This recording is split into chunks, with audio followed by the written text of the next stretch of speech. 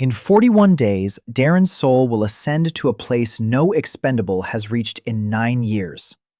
This morning, he's being struck from the list of the living.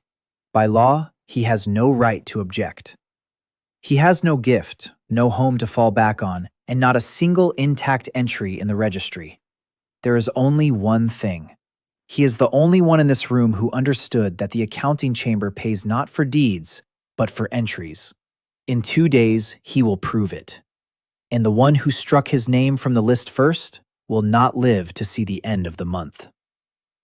To understand how his path to the top grew out of this, we must go back to that morning, to the cold floor of the screening hall, to the moment when he woke up already a loser. He came to his senses at the sound of a stranger's voice. The voice was reading the verdict aloud, and reading it quickly. That's how they read what's already been decided. Darren was lying with his cheek on the slab. The slab was wet. He realized it was wet because of him. The right half of his face wouldn't move. There was a taste of iron in his mouth. He counted his teeth with his tongue. They were all there. So it wasn't a fist that struck him. That meant he'd been struck with the butt of a weapon, and struck carefully. They strike those who are to be paraded before others carefully. He propped himself up on his elbow. The screening hall was full. 340 candidates stood in 7 rows, aligned along the markings. No one was looking at him. It was considered bad luck to look at a disposable. The voice belonged to Master Olvin Tar. The master stood on a platform, holding a sheet of paper between 2 fingers. He held it the way one holds a wet rag. Darren recognized his sheet by the tear in the corner. He'd torn it himself 7 years ago when he first wrote his name on it. Tar finished reading. He announced that candidate number 307 had not been verified by any check. He announced that the candidate's record was internally inconsistent. He announced that, according to chamber regulations, a person without a consistent record is classified as expendable and transferred to the culling tower at dawn. The hall exhaled. It exhaled with relief. Everyone in that hall had been a hair's breadth away from the same fate. Darren stood up. He didn't stand up right away. First, his right knee, then the left. He wiped his face with his sleeve and looked at his seat in the 7th row. The seat was taken. Tyron Vost was standing in his spot. Tyron Vost was a head taller than him and broader in the shoulders, and he wore the Vost house's embroidered collar. He stood upright, looking straight ahead, and did not turn his head. That, in particular, told Darren everything. Losers watch. The only ones who don't watch are those who know how it will all end in advance. Darren pieced the morning back together bit by bit. He had been the first to enter the hall. He had performed better on the first test than 300 other people. He remembered how the clerk had taken his sheet. He remembered how the sheet had been placed in the stack on the left. Then they announced a break. Then he was called to the verification table. Then came the poll. Between the stack on the left and the verification table, his sheet had passed through someone else's hands. Someone from House Vost had paid for the spot in the 41st row. There were 41 spots in the tower. He had been 41st. Now Tyron was 41st. Darren took a step forward and said aloud that he demanded his sheet be verified in the presence of witnesses. He said he was ready to repeat any test right now without a break. He said that the tear in the corner of the sheet would confirm his handwriting. Tar didn't even look up. He replied that verification was due to the person listed. He replied that Darren wasn't listed. He replied that if there was no entry, there was no right to demand it. And it was here that Darren understood for the first time the main rule of this world. In it, a person means nothing. Only what is written about a person matters. Power, truth, and life are granted according to the records, not based on merit, according to the records. He stood there looking at the magistrate and slowly unclenched his fists. He unclenched them for a long time. Then he asked about the bail. The candidate's deposit amounted to 214 stamps. That was all the money his mother had managed to save over 9 years of laundry work, and all the money he himself had earned unloading cargo at the port over 4 years. Tar replied that the deposit was non-refundable once transferred to expenses. Tar flipped the sheet over and placed it in the stack on the right. The stack on the right was thin. There were 12 sheets in it. Darren looked at those 12 sheets and counted them. He always counted when things got bad. 12 expendables. 77 tiers in the tower. In 9 years, not a single expendable had risen above the 3rd tier. So the stack on the right wasn't a punishment. It was expendable. They were simply written off in advance and written off by someone else's hand. Standing by the left wall was junior scribe Vila Ern. She was 24 and was carrying a portable writing desk slung over her shoulder. She saw everything. She saw the sheet being replaced. Darren could tell by her fingers. She was gripping the quill so tightly that the wood creaked. She didn't say a word. She lowered her eyes and wrote something in the margins of her sheet, in small handwriting, right at the very edge. Then she closed the desk and walked over to the door. Remember that movement. In 41 days, it will decide the fate of an entire tier. The expendables were led out through the lower gate. They weren't taken down the main staircase. They generally tried not to show the expendables at all. In the courtyard stood a covered wagon and 6 guards. The senior officer was Sergeant Sion Hart. Hart was nearing 50 and had been serving on this route for 19 years. He looked at the new batch the way a butcher looks at his daily delivery, quickly and without interest. He counted them all twice and told one of the guards that 10 would remain by dawn. He said this aloud. He spoke that way every time. He believed that fear saved rope. The journey to the tower took all night. It was etched into Darren's memory in 3 segments. The first segment was the creak of the axle, the smell of wet sheepskin, and a stranger's knee in his ribs. The second segment was the rest stop by the posts. The posts stood along the road every verst, and on each one hung a board with a number. The numbers didn't count versts. They counted how many convicts had passed along this road. The last post bore the number 4,118. The third fragment was dawn and the tower rising from the fog. The tower had no top. It stretched upward, and where it should have ended, gray simply began. That night, in the pen by the gate, something happened that decided everything. The pen was made of stone and had no roof, and they were each given a single brazier. The largest of the 12 was Ot Krev. His shoulders were like gates, his knuckles were broken, and his neck was covered in old scars. He sat closest to the brazier and began to gather things. He gathered 2 cloaks, 3 pairs of boots, and someone else's flask. He did it in silence. He did it calmly. He was doing this for the 19th time in his life and knew that no one would intervene. He approached Darren last. He reached for Darren's ration. A conscript's ration consisted of a rye flatbread, a strip of salted fat, and half a bucket of water.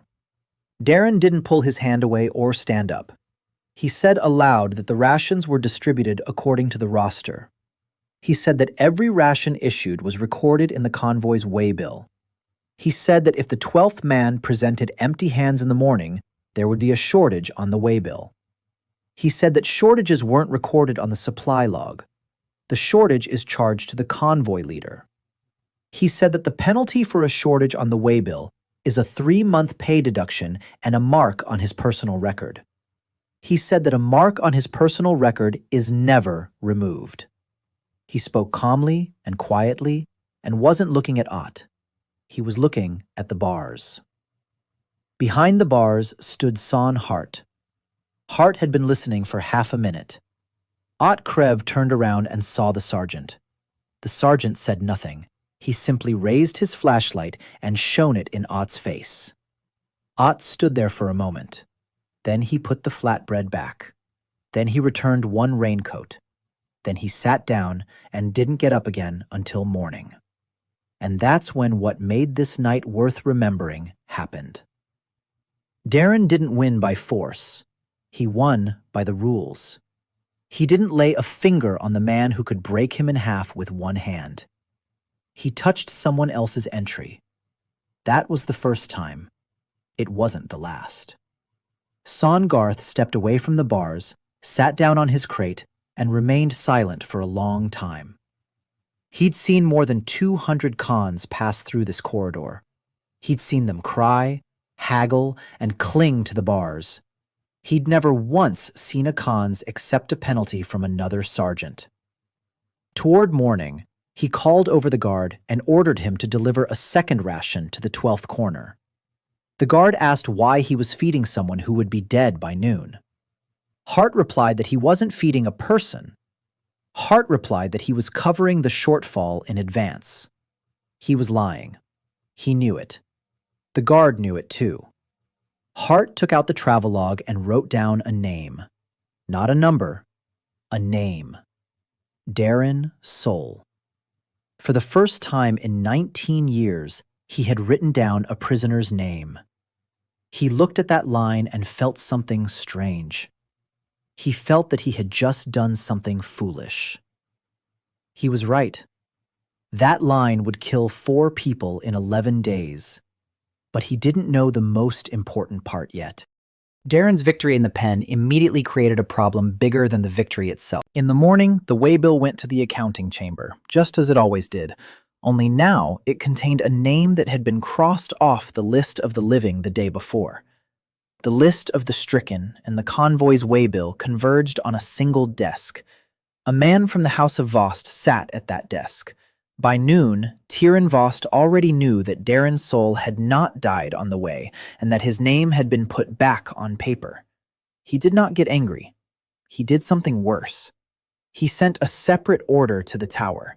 He paid 90 brands for it. The order asked the tower warden to place expendable 307 in the first wave and at the farthest entrance. That entrance hadn't been opened in 4 years. That entrance led straight to the tier guard. 2 hours earlier, a second incident had occurred in the tower courtyard. Vela Ern approached the gate. She wasn't supposed to be there. Junior clerks do not accompany those on supply runs. She told the gatekeeper's clerk that she was carrying an entry slip from the chamber. She had carried it herself and had ridden all night. Her face was ashen. The tower overseer, Hald Vern, took the sheet and began entering the 12 names into the entry log. He reached the last one. He paused. He said there was a mistake. He said the man was listed as struck from the roll of the living by sentence. He said the man was listed on the convoy's travelogue as having received a ration, that is, as alive. He said that, despite this, no entry had been made for him at all. He asked Vela how he should record it in the entry log. Vela Ern stood at the counter, staring at a single point. She had a choice. One word, and the record would match. She remembered the stack on the left and the stack on the right, and the tear in the corner of the sheet. She replied that everything had to be written down. She replied that the regulations prohibited the clerk from making choices on behalf of the chamber. She replied that if all 3 pieces of information did not match, all 3 were entered, and a reconciliation would be scheduled later. Hald Vern looked at her for a long time. Then he shrugged. Then he wrote 3 lines in a row. Alive, dead, not listed. He stamped the page, slammed the book shut, and forgot about it a minute later. He had been the custodian for 9 years, and 4,118 conscripts had passed through his book. He didn't consider this an event. It was an event. 12 conscripts were led out to the far entrance at dawn. The 3 lines went dark, and silence fell. Not the kind of silence you find in an empty place, a different kind. The kind of silence that comes when a great machine stops and waits. Darren stood 2 steps back from the threshold and didn't move. Behind him, the gate slabs slammed shut. 12 people found themselves in a stone corridor 3 paces wide. The light came from nowhere. It simply was, gray and even with no source. Mirakeld raised her tin lantern, realized it wasn't needed, and lowered her hand. Krev was the first to speak. He said the corridor led straight ahead, that there must be an exit up ahead, and that standing at the entrance was foolish. He said he would go first, and that anyone who wanted to live should follow him. 8 people followed him immediately. That's what they always do. In unfamiliar places, people follow the broadest shoulders. Darren didn't go. He stayed at the threshold and watched his feet. He saw what the others didn't see. A pale line lay on the stone by his right foot. It said that he was dead, and that the position of the dead does not change. A second line lay by his left foot. It stated that the living had crossed the threshold and taken 2 steps forward. The third line was nowhere to be found. It hung off to the side and stated that the man was not registered and that he had no status at all. Darren took 1 more step. The lines trembled and failed to align once more. And then he understood the first thing. The tower does not look at the man. The tower compares the 3 records with one another. And these 3 records will never align. He crouched down and sat that way for 3 minutes. He wasn't thinking about the gods or a miracle. He was thinking about the reconciliation table in the Chamber of Records. He had seen that table for 7 years in a row. There, 2 documents would match up, and if they didn't, the clerk was required to record the discrepancy and schedule an audit. Here, there were 3 documents, and there was no one to check them. He stood up and took the 3rd step. The line caught his eye, and this time, it didn't fade. The line stated that the tier had been passed without movement. Darren read it twice. The tier hadn't been passed. He was standing 7 steps from the entrance.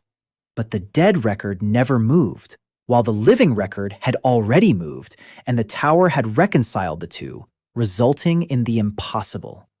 Completion without movement. They paid for the impossible. The second line appeared below. It stated that the impossible condition had been fulfilled and that a gift had been assigned. His palm went numb all the way up to his elbow. A thin circle appeared in the center of his right palm. The circle was cold. Beneath the circle lay the gift's inscription. A step outside the count. Once a day. A step that falls into no line at all. Darren stood there, staring at his palm, and slowly grasped the magnitude of it. He hadn't received power. He'd received a whole. And that's where everything changes. He ran forward down the corridor to catch up with the others. He ran not because he was afraid of falling behind. He ran because he needed to test it on something alive and test it quickly. He caught up with them after 200 steps. He caught up with them too late. The corridor ended in a hall. The hall was round and low, and in it stood 6 stone bowls filled with water. 2 of the expendables were already lying there. Creepers were at work above them. A creeper is a first-tier creature, about an arm's length long, eyeless, and with 2 rows of jaws on its belly. They didn't attack in swarms. They came one at a time and struck with precision. Krev kept 2 at arm's length and yelled at the others to move toward the far wall. He was holding his own. He was strong. That wasn't the problem. The problem was that the crawlers weren't responding to movement or scent. Darren realized this within 5 seconds. A creature walked past a man who was standing still. A creature walked past a man who was running. A creature turned toward the one who had shouted his name. One of the expendables yelled for help and gave his name. Within 2 heartbeats, There were 3 trackers on him. The trackers were following the signal. They were finding whoever had identified themselves. Darren shouted at everyone to be quiet. He shouted it once and didn't shout again. He told the others that they mustn't call out their names aloud and mustn't respond to their names. He said that the creature takes whoever is called out. Krev turned and looked at him the way people look at a clerk's lackey who's sticking his neck out with his own scheme. He replied that it was nonsense. He replied that this wasn't the chamber. He replied loudly and called Darren by name. The 3 creeps turned and went after Krev dropped his stick. He was strong, but he wasn't fast. The first creature grabbed his shin and began to climb up. The second was coming up from behind. Fell to one knee, and in that moment he understood everything, but realized it too late to do anything. Darren walked straight across the hall. He didn't run. He walked steadily and made no sound. The nearest creature turned toward him, stopped, and couldn't bring himself to attack. He couldn't make up his mind. The living line was 3 steps away. The dead line stood at the threshold, 200 steps behind. The third line was nowhere to be found. The creature flinched and began circling. Darren walked right past it. He picked up Ott's stick. He drove it into the joint of the first crawler and twisted it. He knocked the second one off Ott's back with a blow from his heel to its spine. The third turned toward him, and that's when Darren used his gift. He took a step outside the count. 1 step. Half a step to the left and half a step forward. For the tower, that step didn't exist. For the line, he remained standing. The creature struck where he was supposed to be and grabbed a stone, and Darren drove the stick into its belly from the bottom up and held it there until it stopped struggling.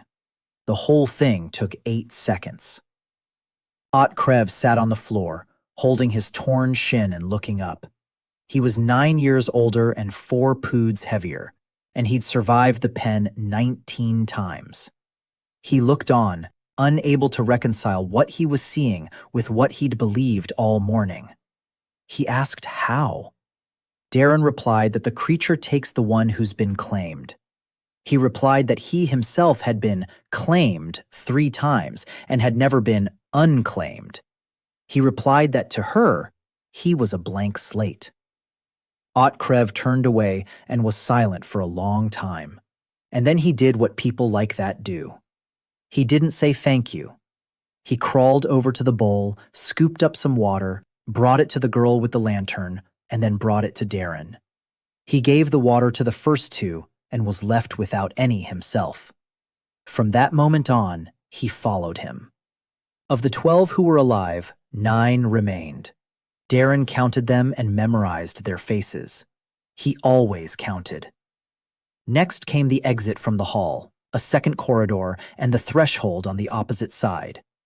Darren led them to the threshold, stopped everyone 3 steps away, and said that they would cross the threshold one at a time and in silence. Mira Keld asked why. She was 19 and came from the ditch, and she always asked questions. Darren replied that he didn't know how the tower counted a crowd. He said he didn't want to find out by experimenting on them. They crossed one by one. The level closed. And it was here that Darren articulated the rule aloud for the first time. He sat down on a rock and explained what he had realized. He said that the tower does not reward feats. He said that the tower cross-checks records and pays for contradictions. He said that an ordinary person has only 1 record, so there can be no contradictions. He said that he had 3 records, and every action of his was interpreted 3 ways, and one of the 3 interpretations was always impossible. He said that meant he could receive a gift for anything, for movement and for stillness, for victory and for defeat, for fulfillment and for refusal. He said that last part and fell silent. He himself was frightened by what he had said. Krev said that in that case, one should simply go up and take everything in a row. Darren replied that no, that wasn't the case. He replied that he didn't know the price. He said that there are no free lines in the chamber. He said that for every discrepancy, a test is assigned. He said that sooner or later, someone would come to conduct that test. He was right sooner than he thought. While the 9 expendables sat at the second threshold, here's what was happening in the warden's logbook. Haldvern kept track of entries and exits by tier. The tally kept itself. The warden only read the totals in the morning and evening. On this day, the totals didn't add up. According to the logbook, the first level recorded 12 entries, 3 deaths, and 9 exits. The numbers added up. Something else didn't add up. In the column for movements on the first level, there was a figure the supervisor had never seen in 9 years. One participant was listed simultaneously at both the entry threshold and the exit threshold. Haldvern recounted the numbers 3 times. Then he did what any official whose records don't add up would do. He didn't try to figure it out himself. He sent a report. The report on the discrepancy went to the accounting chamber and, at the same time, to the department known in the tower simply as the correctors. A corrector is a person whose job consists of one thing. He brings the records into agreement. He does not fight or climb the ranks for glory. He finds discrepancies and eliminates them. There are 2 ways to eliminate a discrepancy: correct the document or eliminate the person it refers to. Over the course of 9 years, the correctors were summoned to the Tower of Coaling 11 times. All 11 times, the matter was resolved by the second method. It was cheaper. The report was sent at noon. By evening, a man in a gray travel cloak without insignia dismounted in the lower courtyard of the tower. He did not give his name to the gatekeeper. He showed his seal. The gatekeeper turned pale, opened the side door, and made no record of the visit. It was not customary to record the inspector's name. This was the first consequence of Darren's first victory. The second came that same evening and came from another direction. Sion Hart drove the empty wagon to the road checkpoint and handed over the waybill. The checkpoint clerk took the waybill and began to check it, stopping at the last line. He asked why the consignee was listed by name on the form. He said that consignees were supposed to be listed by number. He said that a name on the waybill meant the person was listed as alive upon return. He asked Hart where he had put the living person. Sion Hart stood there in silence, realizing he was in trouble. He said he'd made a mistake while half asleep. The clerk replied that only the chamber could correct an error on the travelogue and that he was required to send the log for review. Hart went out into the courtyard, sat down on a wheel, and stayed there until dark. He'd served for 19 years and had never been called in for a review. He ended up in a review because of 2 words. The 4th line lay at his feet and wouldn't fade. Darren crouched down and read it 3 times. Reconciliation. He knew that term.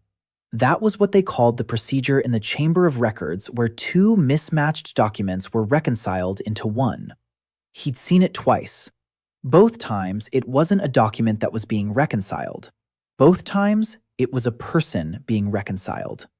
He straightened up and looked down the staircase. 8 people stood behind him, waiting for him to speak. He said they would not go down. Ott Krev asked why. He said that the threshold had opened on its own and that an open threshold was an exit.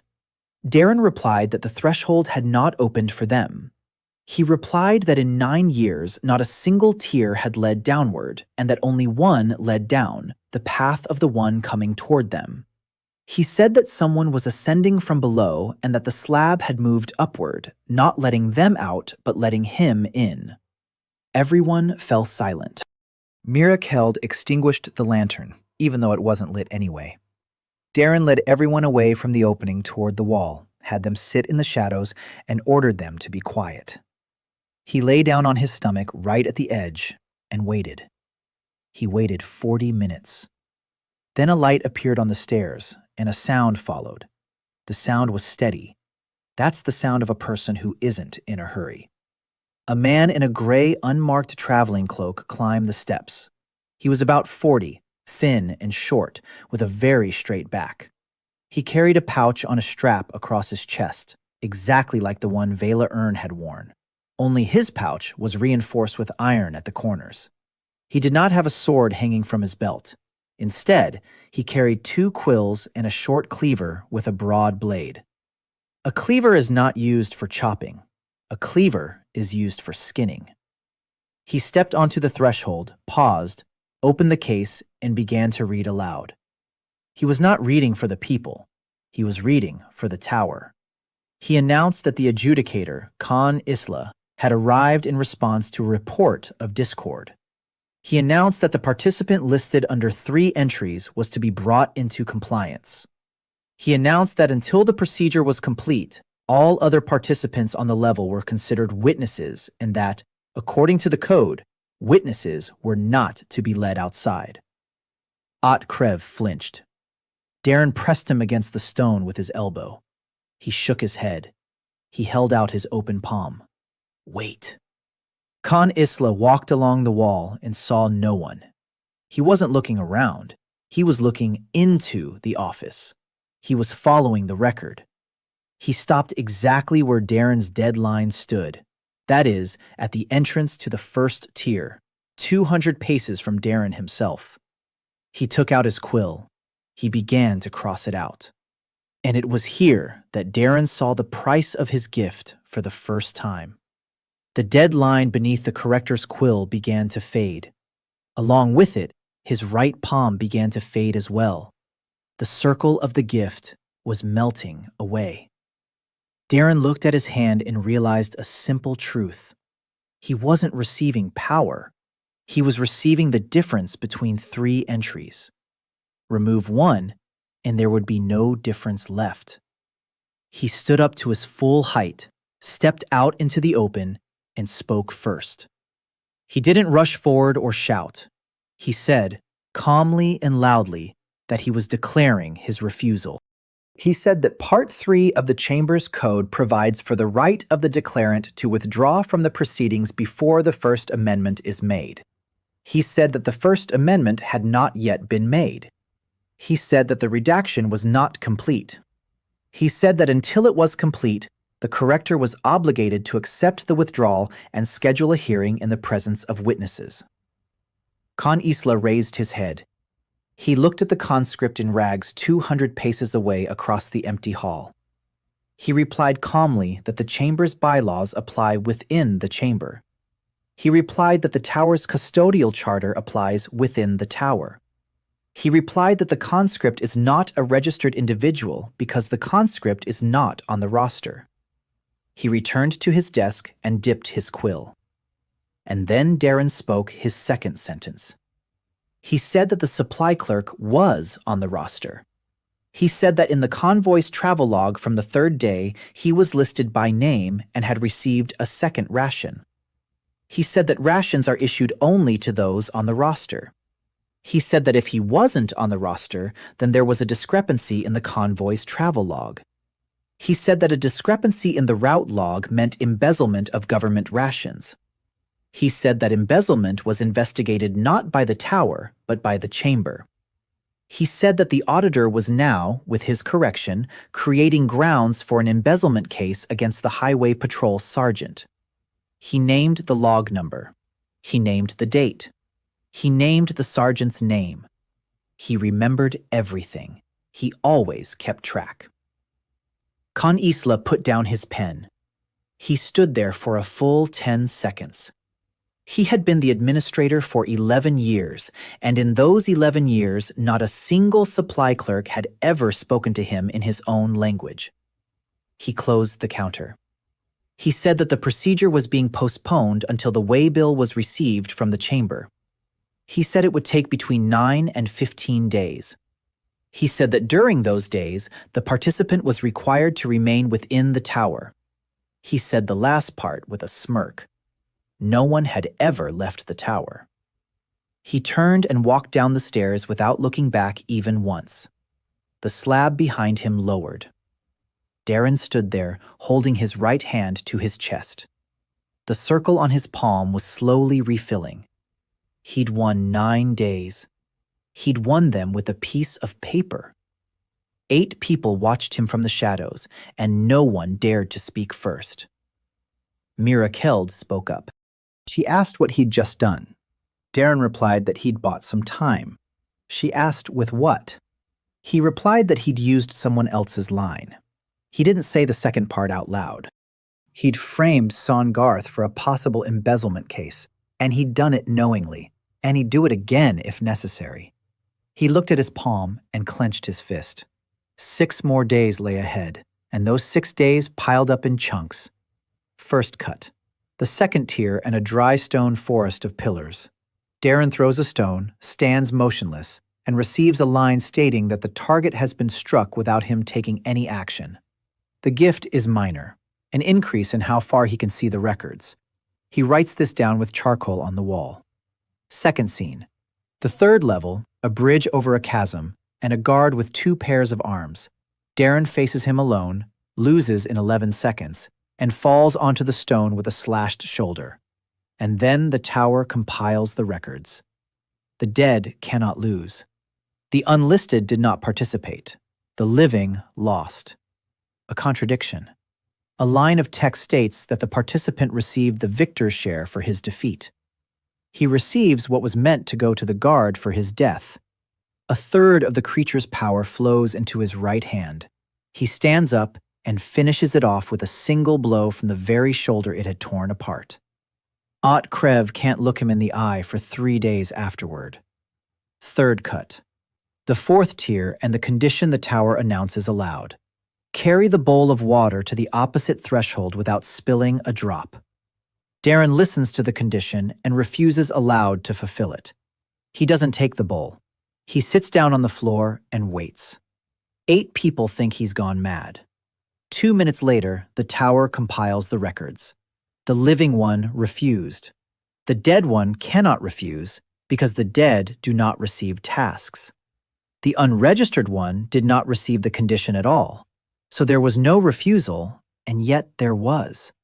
A contradiction. A line is entered stating that an impossible condition of the second kind has been fulfilled, and a reward of the highest rank has been assigned, and an object falls onto the stone in front of him. Fourth cut. The object lies on the stone, radiating cold. It is a flat disc made of dull metal, about the size of a palm. One side is blank. The other side is also blank. Darren picks it up and turns it over twice. A line identifies it. An empty seal. He doesn't understand what it is. He'll understand in 11 days, and it will turn everything upside down. He hangs the disc on a cord under his shirt and tells no one. Over the course of these 6 days, the group has dwindled from 9 to 7. 2 died on the 3rd level, on the bridge, before Darren took out the guard. Their names were Rove Aston and Kibe Mall. Darren wrote both names in charcoal on the wall of the level and wrote a number next to them. He did this every time. Ott Krev asked why. Darren replied that someone had to keep count. He said that if the chamber didn't count them, he would. Ott Krev turned away and said nothing, and from that day on, he carried charcoal in his pocket himself. That's worth remembering. In 41 days, there will be 214 names on this wall. And here's the part about the skeptic. Mira Keld kept her own count. She'd been keeping it since day 1, in her head. She grew up in the city moat, and in the moat, keeping count was the only thing that kept her from going mad. She knew the numbers about the sifting tower by heart. Of the 12 who set out, 4 make it to the 3rd tier. Not a single one has returned from the 3rd tier in 9 years. She told Darren this right at the first threshold, and she didn't say it to scare him. She said it so he'd know she harbored no illusions. She followed him because the others were following him, and it was worse to be alone. On the 6th day, she stood at the threshold of the 5th level. The 5th level, not the 3rd. She counted the survivors. 7. By her count, there should have been 0 left. She stood there, holding her empty tin lantern, and suddenly realized She'd been carrying it for 6 days straight, and that she didn't need it, and hadn't needed it even once. She unclenched her fingers. The lantern fell and clattered against the stone. Everyone turned around. She didn't pick it up. She walked over to Darren and said one thing. She said she was going to stop counting the dead and start counting the levels. She said that if he was lying, let him lie all the way to the top. Darren looked at her, nodded, and didn't say a word. It was the only time on the entire journey that his face had flinched. And now, the reason for this chapter. Every victory he achieved immediately turned into a problem greater than the victory itself. First, the refusal to undergo the procedure was sent to the accounting chamber as an official document. The document landed on the review desk alongside Soongarth's travel log. The two documents ended up in the same folder. For the first time ever, the folder contained both the order to strike a name from the registry and proof that the struck-out individual was alive. The folder was placed on Master Olvin Tar's desk. Tar read it, turned pale, and realized that if this folder were investigated, the substitution of the travelogue at the assembly would also be brought to light. And the House of Vost had paid for the substitution. He summoned a representative of the House of Vost that very evening. Second, Tyrion Vost received word that Expendable 307 was alive and was on the 5th tier. He didn't believe it. He went to the tower himself. He had the right to do so. Those who had passed the gathering entered the tower from above, through the tier gates, and began on the 21st tier. That's how this staircase worked. Some were sent to the top, others paved the way below. Tyrion Vost took 6 people from his house with him and entered through the upper gates at sunset. He ordered them to descend. Third, the word echoed through the empty stone hall and lingered in the air. The inquiry of the gods. Darren spoke it aloud a second time, more quietly this time. He wasn't listening to the meaning, he was listening to how it sounded against the stone. It sounded heavy. The 6 stood behind him, silent. Ott Krev asked what it meant.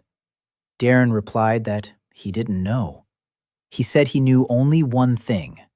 That's what they call what happens when there's too much paperwork.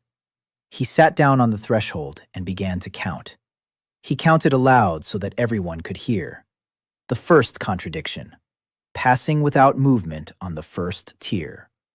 The second, defeating the target without action on the 2nd tier. Third, the victor's share for defeat on the 3rd tier. Fourth, execution of refusal on the 4th tier. 4. 3 remained until 7. Mira Keld asked what would happen on the 7th tier. Darren replied that they would come to watch him from above. He replied that until now, the tower had been counting him, but after the 7th, those who built the tower would start counting him. He said he had no intention of letting it come to that, and that's when everything changed in his mind. Up until that moment, he'd taken everything that fell. He'd walked along, gathering it all, and rejoiced at every line just as a hungry person rejoices at a found coin. Now he realized that he wasn't the one counting the coins. He told the others that from this moment on, he would stop creating contradictions. He said he was going to start learning how to resolve them. Ott Krev didn't understand. He said that the gifts were the only thing keeping them alive.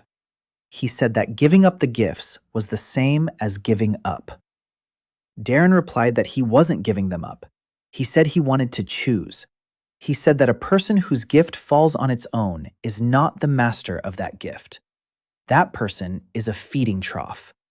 He said that feeding troughs are always taken away in the end. The 5th tier opened at noon. Beyond the threshold lay a long, narrow hall with a low, vaulted ceiling. Stone pedestals stood along the walls every 10 steps. On each pedestal lay an open book. The books were made of stone, and their pages could not be turned. A sign hung in the middle of the hall. The sign stated the condition of the tier, a roll call. Everyone entering was required to state their entry number aloud at the first pedestal. The sign stated that anyone who failed to do so would not be allowed to proceed. The inscription stated that anyone who gave an incorrect answer would be brought into compliance on the spot. Darren read the condition 5 times. He turned to his companions and said that no one would go first until he figured out what was expected here.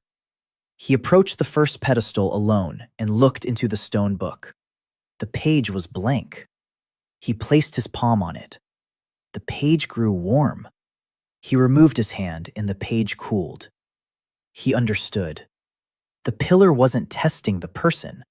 The pillar was verifying what was said against what was recorded in the Hall of Records, 300 versts from here. He said this aloud. He said that the hall wasn't asking who you were. The hall asks what is written about you. He said that if a person knows their entry by heart, they will pass. He said that if a person makes a mistake in even a single word, they will be erased. He asked who remembered their entry word for word. No one raised a hand. The expendables don't read their records. They aren't shown to the expendables. Then Darren did what he'd been doing the whole way. He began piecing the paper back together bit by bit. He asked each one, "Where are you from? Why were you transferred here? How much was the deposit? In what year were you registered? Who had accepted the slip?" He pieced the line together bit by bit, repeated it aloud, and made them repeat after him. He spent 3 hours on this. Toyd Ants went first. He was 26 and had been sent to the expendables for arrears. He approached the pedestal, gave his name, named the year, and stated the amount of the debt. The page lit up and went dark. He passed. Jiramon was second. Sat-Ude was third. Mira Keld was fourth, and she recited her entry without a hitch because she'd memorized it since she was 9. Lash Varin was fifth. He was the youngest of them all. He was 18. He approached the consul and stated his name and the year. He stated the reason for his transfer. He said he was being transferred for failing to appear at the review. The page flashed red. Darren lunged toward him. He was 4 steps too late. Lash Varin stood there for another second, and then he was gone. No body fell. No blood remained. He simply ceased to be in the hall. A line remained on the console. It stated that the name given did not match the one on record. Darren approached the console and read what was actually recorded there. In the registry chamber, a different name stood opposite that of Lash Varin. Sold off to cover a debt by a third party. The boy wasn't transferred for failing to appear. The boy was sold. He was told one thing, but something else was recorded, and he died because of someone else's lie, and died without knowing it. Darren stood over the desk for a very long time. Then he took out a piece of charcoal and wrote the name on the wall. He wrote a number next to it. He didn't say a word. Ot Krev walked over and looked, then took out his own piece of charcoal and traced around the name a second time so it would last longer. He was left alone. Ot Krev was 6th in line, and he had a hard time because he got the years mixed up, and Darren made him go over the line 3 times until he got it right. Then Darren was the only one left in the hall. He walked over to the first pedestal and placed his palm on the stone. He understood what was about to happen. If he named 3 entries, the pedestal would receive 3 mutually exclusive answers. That would be the 5th contradiction, the 5th out of 7. In 4 days, he would reach the threshold of knowledge. He stood there, staring at the blank page, and thought. And then he tried something he had never tried before. He named only 1 entry. He said that the participant was listed as dead by the assembly's verdict. He said nothing more. The page grew hot. The page went dark. He passed. No line was inscribed. No gift fell. And that was better than any gift. He walked to the other side of the hall, sat down on a rock, unclenched his hand, and saw that his palm was trembling. He understood the second half of his power. Until that moment, he had only been able to reveal all 3 entries at once. Now he could reveal just one. He could choose which of the 3 he would be at that moment. Alive, dead, nobody. He said this aloud to his companions, speaking calmly. Mira Keld replied that, in that case, he wasn't human at all. Darren replied that no one had considered him human since that morning anyway. He said that now it was no longer an insult, but had become a tool. The 6th tier took 2 days and was divided into 4 sections. The first, a chamber with water up to the waist and a current pulling toward the grate. Darren showed the tower a dead recording, and the current stopped pulling him because the tier doesn't drag the dead. He extended a rope and pulled all 6 of them out, one by one. Second, a long gallery with 7 guards standing at equal intervals. Darren walked through it, showing an insignificant recording, and not a single guard turned their head. He removed the bolts from the inside and cleared the way for the rest.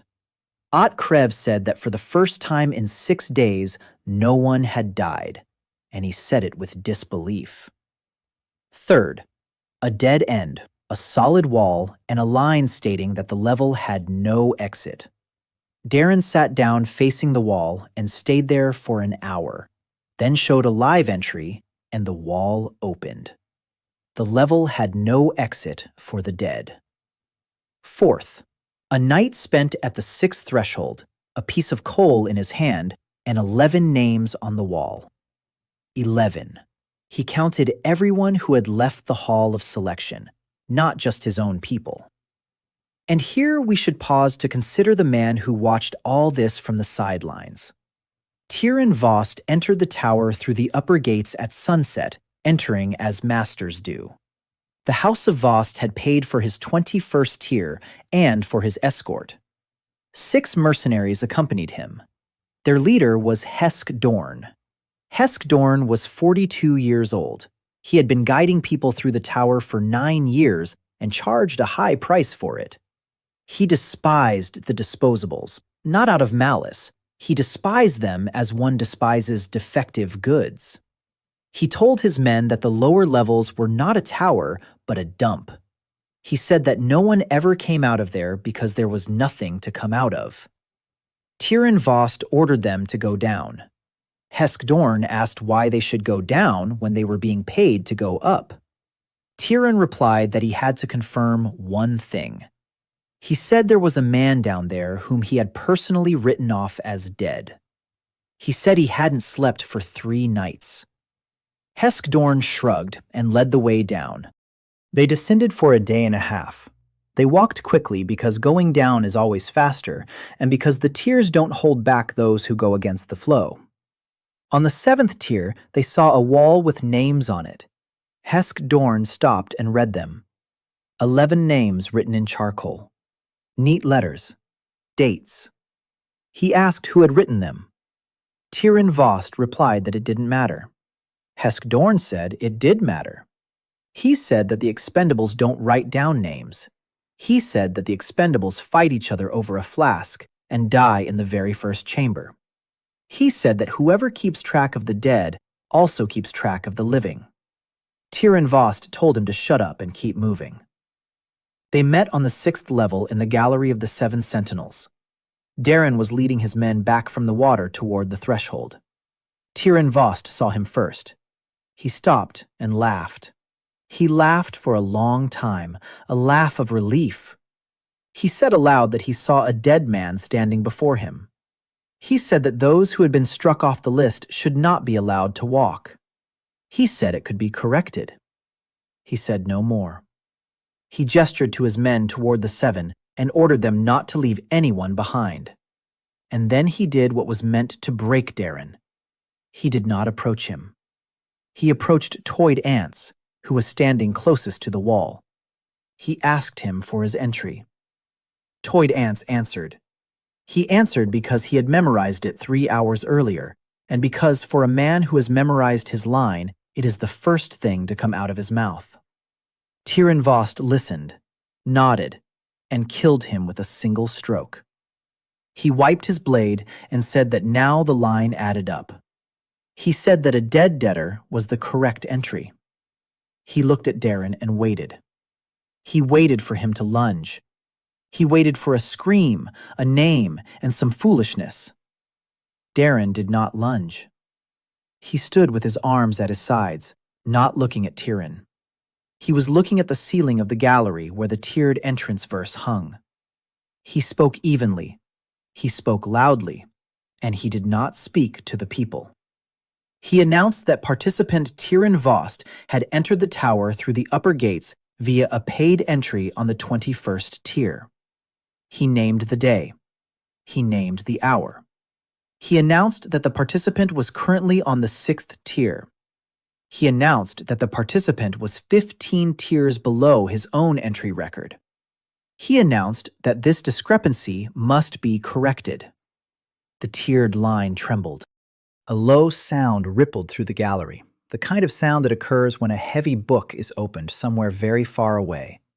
A line settled over Tyrion Vost, landing directly in his line of sight. It reported that an entry position verification had been initiated for the participant. It reported that the participant could not ascend until the verification was complete. Tyrion Vost turned pale. He struck the stone with his blade and shouted that it was a lie and that he had paid. Darren replied with a single sentence, speaking calmly. He said that he had paid specifically for the line. He said that the line was now being verified. Hesk Dorn stood 10 paces away, watching. For 9 years, he had guided people with money through the tower. He had seen them buy tiers, buy passageways, and buy other people's spots. He had never once seen a man in rags, unarmed and without a pass, turn a master on his heel with a single word. He lowered his sword. Tyrion Vost shouted an order at him. Hesk Dorn did not move. He said he wouldn't fight against someone who waged war with paper. He said that paper would get to him, too. He retreated to the wall, sat down on a rock, and took off his gloves. The 5 mercenaries looked at their leader and lowered their weapons as well. Tyrion Vost was left alone against 7 men. He did not advance. He turned around and headed upstairs, walking quickly, and at the very first turn, he broke into a run. He ran because the search was following him throughout the tower, and because running was the only option left to him. Darren watched him go and felt nothing resembling joy. He walked over to Toyd Ants, knelt down beside him, and closed his eyes. The letter appeared slowly, and not in ink. It materialized the way frost forms on cold metal. Darren held the disc in his open palm and didn't move. Ott Krev leaned in and asked what it was. Darren replied that he hadn't known for 4 days. He said he'd taken it from the 4th tier as punishment for his refusal. The letter took shape completely after a minute. A second one followed, then a third. By the end of the 2nd minute, a line lay on the smooth side of the disc. The line was short. It stated that the seal was empty and ready to accept a single entry. Darren read it 6 times. He understood each word individually, but couldn't make sense of them together. He sat down on a rock and began to break it down piece by piece, just as he did with everything. A seal. In the chamber, a seal closed off a line. The seal didn't create the entry. It authenticated it and transferred it. Empty. That meant there was no entry of its own in it, so it takes someone else's. 1. He raised his head and looked at the wall with the 12 names, and suddenly he understood. He understood it all. And this is where everything changes. The disc could remove one of a person's records and hold it within itself. It could extract a line without killing the person it was written about. Darren stood up so abruptly that Mirakeld recoiled. He said aloud that he'd found a way out. He said he had 4 unresolved contradictions and that all 4 existed only because there were 3 records. He said that if one were removed, the contradictions would disappear entirely. He said that then there would be no inquiry at all. Ott Krev asked what would be left for him then. Darren fell silent. He looked at his right palm. The circle there was full and cold.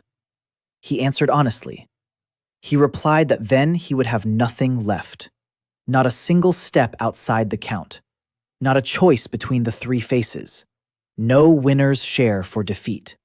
He'd become just another expendable on the 6th tier, with 7 people on his hands and not a single gift. He said that was the price. He said the price was finally clear. He said he wouldn't pay it today. He tucked the disc back under his shirt and buttoned his collar. He said one thing. He said he understood the main point. He now holds more than just a hole in his hands. He holds a switch. He's going upstairs while he still can and erasing the recording the moment they come to count. He said he wouldn't use the seal for anything until that moment. Mirakeld asked what if the seal was needed sooner and not for him. Darren replied that he would decide then. He didn't say how. He didn't know. That same evening, 300 versts from the tower, in the lower room of the accounting chamber, sat Vila Ern. The room was small and contained a single table, and on the table lay an iron-bound desk. Khan Isla had been writing for half an hour without looking up. Then he looked up and began to ask questions.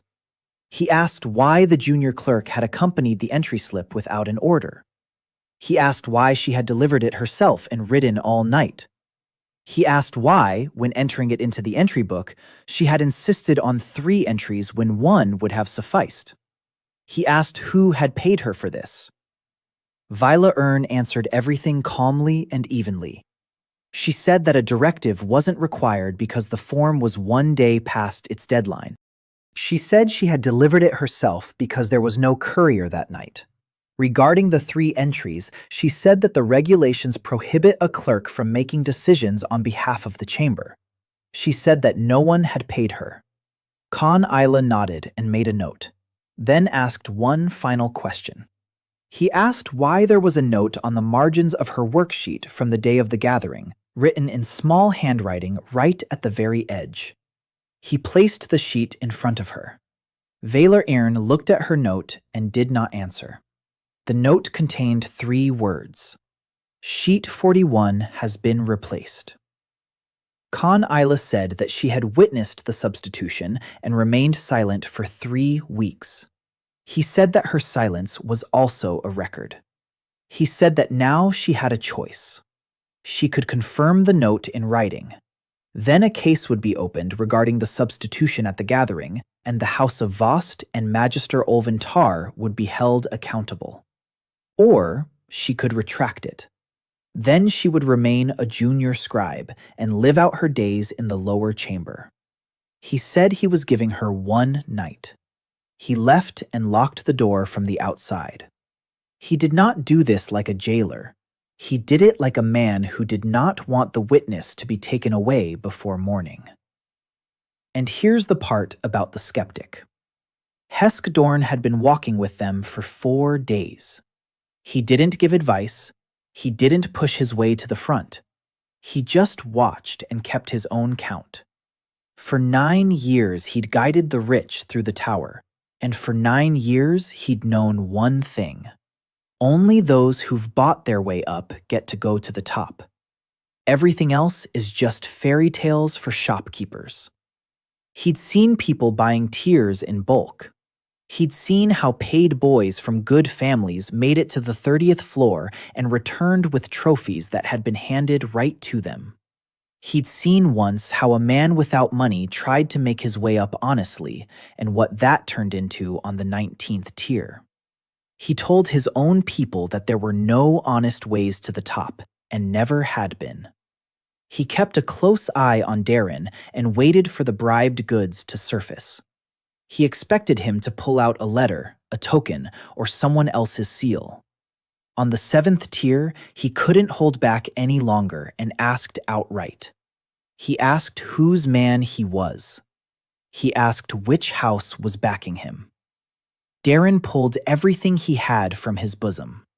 He laid out on the stone a piece of coal, a shard of a knife, and an empty seal on a cord. He said that behind him stood a wall with 12 names. He said that no one else stood behind him. Heskdorn looked at the 3 objects on the stone. Then he looked at the 7 mercenaries who stood there, waiting for a word from the man without a line. Then he looked at his 5 mercenaries, who in the past 4 days had stopped asking when they would be paid. He took his purse from his belt and poured his pay for the expedition onto the stone. He said it was a down payment. He said he was taking on a new hire. He said he was taking him on without a line and without a home, and for the first time in 9 years. Darren didn't take the money. He said the money would go to the families of those who remained on the wall. He said Mira Keld would keep the accounts because she was the best at counting. Heskdorn laughed and said he now understood why people followed this man. He said they were following him not because he was strong. He said they were following him because he was the only one keeping track. The 7th and 8th tiers took 3 days and yielded 4 pieces. The first, the 8th tier, and a well 20 fathoms deep, with a note stating that the descent counts only when carrying a load. Darren shows the tower a live recording, takes the cargo, and descends. At the bottom, he finds a cache of weapons left behind by those who've made it this far over the past 9 years. He brings 41 blades back up. He distributes them to everyone, and keeps the last one for himself. Second, level 8 and the first full-sized real sentinel, a creature as tall as 2 men with a bone plate in place of its face. Heskdorn lines up the mercenaries and holds the line, and holds it well, and for the first time on the entire journey, Darren fights not alone, but in formation. He receives no entry for this victory, not a single discrepancy. He notices this and says aloud that a victory in formation counts as a tower just like any other, and that this is the best news of the week. Third, a night's rest, coal, and the wall. 15 names, 2 of Heskdorn's mercenaries.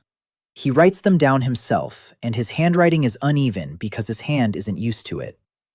Fourth, Mira Keld keeps track on a scrap of leather. She isn't counting the dead. She's counting the tears, the blades, the people, and the money in Heskdorn's purse. She says that if things keep going this way, by the 20th tier there will be 30 of them. Darren replies that by the 20th tier there will be either 30 or 0. On the 9th tier, the contradiction finally subsided. He hadn't wanted it. The tier announced a condition: to cross the hall without touching the floor. Beams ran along the ceiling, and it was possible to walk along them.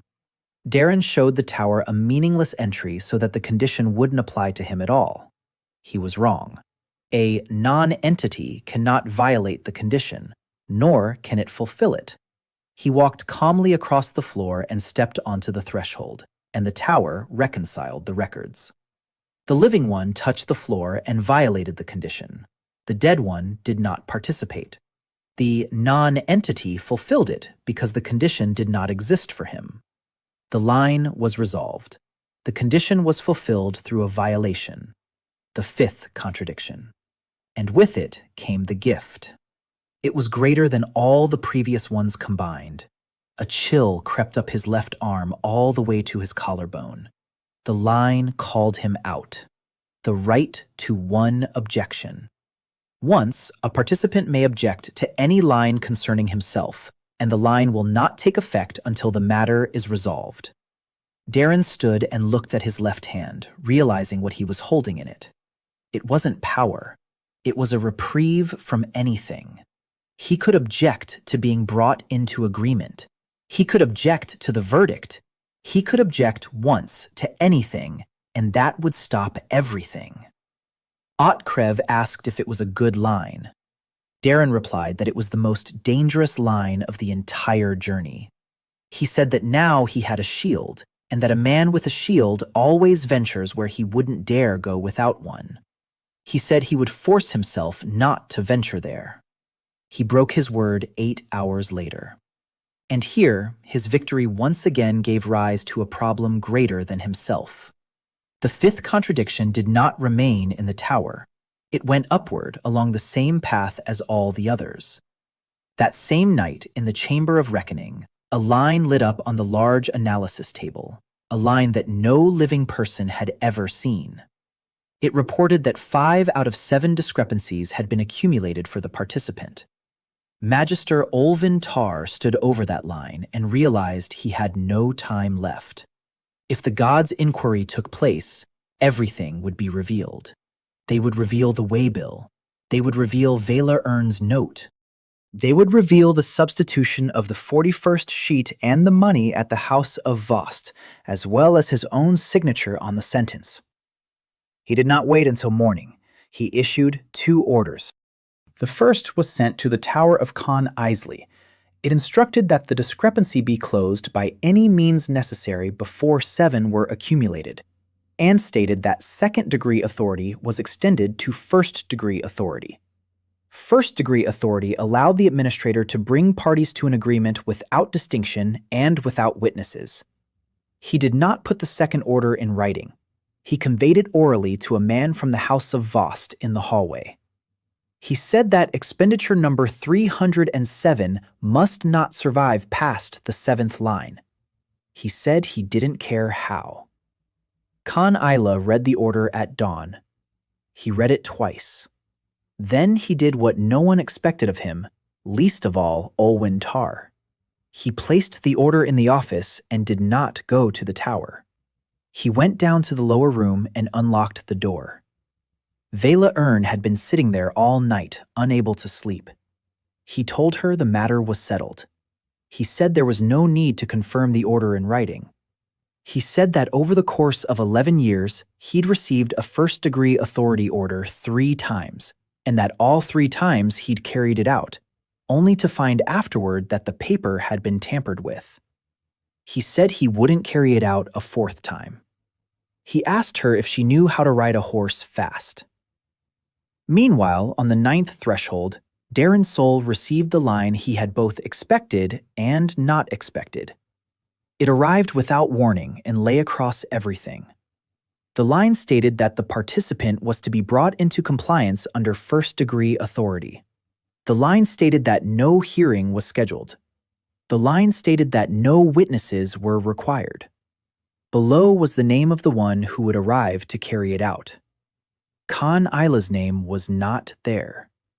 The line about the 6 differences hung at the bottom of the well, casting a light on the wall that was dimmer than a candle. Darren looked up at it from below and didn't move. He held his burned hand in a rag, and the rag had dried out. The 8 people were silent. No one asked what to do next. Everyone already understood what to do next. Ott Krev sat down beside him and said that 6 is not 7. Darren replied that 6 is 6. He said that he had never created the 7th difference himself, not even once along the entire journey. He said that he had created 4 of the 6 himself and that others had created the other 2 for him. He said that this, right here, was the real trap.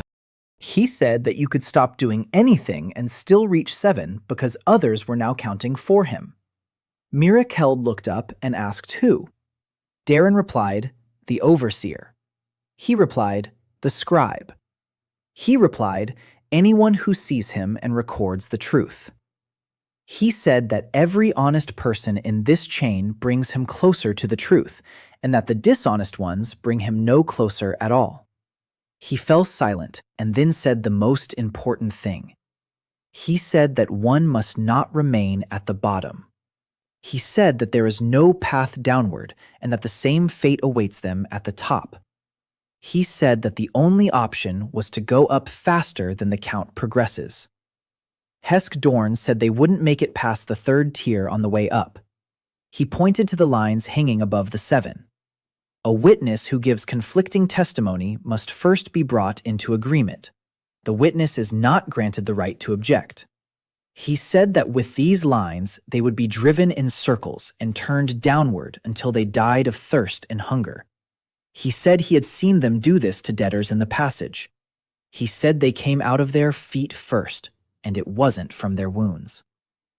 Darren sat and thought for 40 minutes, and no one bothered him. Then he stood up and asked Mira Keld for her scrap of leather and some charcoal. He wrote down on the warehouse wall everything he remembered about the rules governing witnesses. He listed them point by point.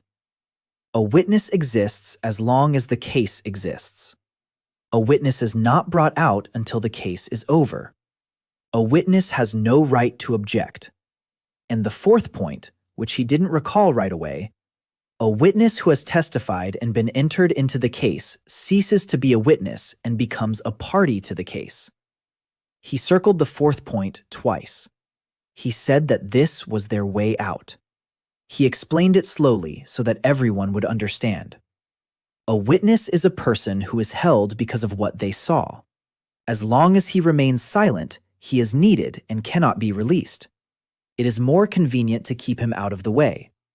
As soon as he has told everything and his account has been recorded, there is no longer any reason to hold him. The case proceeds on paper. He said that paper is not afraid of Seskamolm. He said that paper cannot be brought to consent by first-degree authority because authority is granted to a participant, not to a sheet of paper. Ot Krev asked who would record their testimonies at the bottom of the well. Darren raised his head to the line about the 6 discrepancies and replied that the one who recorded this would be the same one to record those. And that's where everything changes. He stepped into the middle of the warehouse and spoke to the ceiling. He spoke just as he had in the 6th-tier gallery when he announced Tyron Vost's status. He announced that the participants on the 8th tier were giving testimony in the case of the discrepancy and were doing so voluntarily. He announced that the testimony was being given in the presence of everyone and that each person was speaking for themselves. He called out the first name. Ot Krev stepped forward, flustered and unsure where to look. Darren told him to speak in his own words and to say only what he had seen. Ot Krev described the corral. He explained how his rations had been taken from him and how they'd explained the discrepancy in the waybill to him. He spoke of the 1st tier and the runaways who were being transported as reported. He spoke with difficulty and stumbled over his words, but Darren never once corrected him. When he finished, the line above him flickered. The witness faded away. A new one appeared. The side of the case. The right to object is granted. Ot Krev looked up, then at his hands, and sat down on the floor. After that, they spoke in turn. Hesk Dorn told about the gallery and how he refused to go against a man without a line. The 3 mercenaries each told their own story. Neod Rast told about the courtyard and the woman in the short cloak and the 8 who were taken away. He spoke while lying down because he couldn't stand on his shattered foot. Sat Ure spoke last. He had been silent for a full day beforehand. He told everything. He described how they'd taken him away, what they'd shown him, what they'd offered him, and how he'd agreed on the spot. He stated his price aloud, his wife and son. He described how many marks he'd placed and where. He named 9 locations and listed them in order. He asked for nothing. When he finished, the same line appeared above him as above the others. Party to the case. Darren told him one thing. He said that his testimony was now part of the case and could not be crossed out. He said that this meant there was nothing left to trade for his wife and son. He said the goods were gone. Sat Ure stood in silence, and then, for the first time in 11 days, looked the people in the face. Mirakeld did not testify. There was nothing above her, and it was impossible to include her in the case. She stood to the side, holding an empty seal on a cord, a seal that was no longer empty. She said quietly that she turned out to be the only one who could not be recorded, not even as a witness. Darren replied that this was her advantage. He said that now she could go where the others were barred. He said that up to the 41st tier, she would serve as their scout. She thought for a moment and nodded. 8 lines were replaced by 8 others, and the path upward opened up. 12 days followed, divided into 4 segments. The first segment, the 10th tier, a long spiral ascent, and the first real battle in formation. Hesk Dorn holds a line of 9 shields against 6 creatures of the tier. Darren stands third from the left and does not step forward even once during the entire battle. He receives no line. He checks this twice and says aloud that a victory in formation still counts as a regular one. He says that means they can fight as much as they want, as long as he isn't fighting alone. Second cut. The 14th tier, in the hall where the rule requires you to state your name before each step. Mirakeld walks right through it without a single word because she has nothing to say. She removes the bolts from the other side. The rest pass through the open area. Otkrev says that for the first time in his life, he's following a girl from the ditch, and that he's not ashamed of it. Third cut.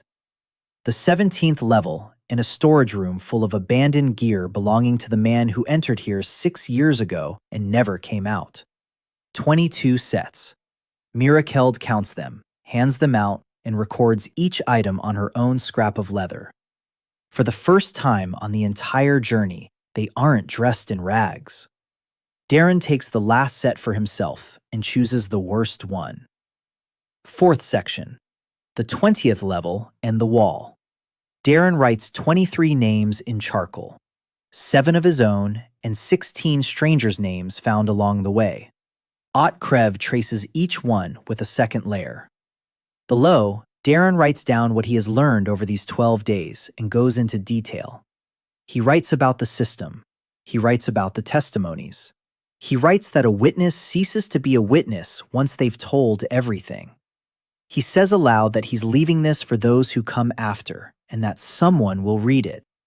And here's the part about the skeptic. Niod Rast had been traveling with them for 12 days on a makeshift raft, and for the first 6 days, he was convinced they were dragging him along for no reason. He was from the group that had joined 4 days later, and he had seen his entire group. Of the 26 people, only 4 remained after 2 days. He himself survived because he fell into a crevice and wasn't found. He believed that expendables weren't a squad and that an expendable group never lasted more than 3 days. He told Mirakeld that it would all end at the first serious creature and that then everyone would run for themselves. He didn't say this out of malice. He spoke as a man who had seen it happen. On the 10th level, he lay against the wall behind the others and watched the fight from above. He wasn't looking at the creatures. He was looking at the line. He saw Otkrev take a blow meant for his neighbor. He saw 2 mercenaries drag Sat Ure out from under the carcass and drag out the very man who had sold them all out. He saw Hesk Dorn yell to keep their distance and how no one ran. He lay there like that for the entire fight and didn't say a word. On the 20th tier, he asked for some charcoal. He crawled to the wall himself and wrote down the names of the 4 from his party that he could remember. He wrote for a long time, and his handwriting was crooked. Then he told Darren that he was taking back his words. He said he'd waited 12 days for them to scatter and that he'd been wrong. He said he used to think the squad held together because of a strong leader. He said he now saw that the squad held together because of the tally. He said that as long as someone kept the list, everyone understood they wouldn't be crossed off. Darren replied that the list was the only thing he'd had from the very beginning. The 20th tier ended with a wide landing and a wall with no exit. The upper gate stood in the wall. It was 3 human heights tall, closed, and bore an inscription. The inscription stated that passage through the gate was permitted only to participants with the entry code for the 21st tier.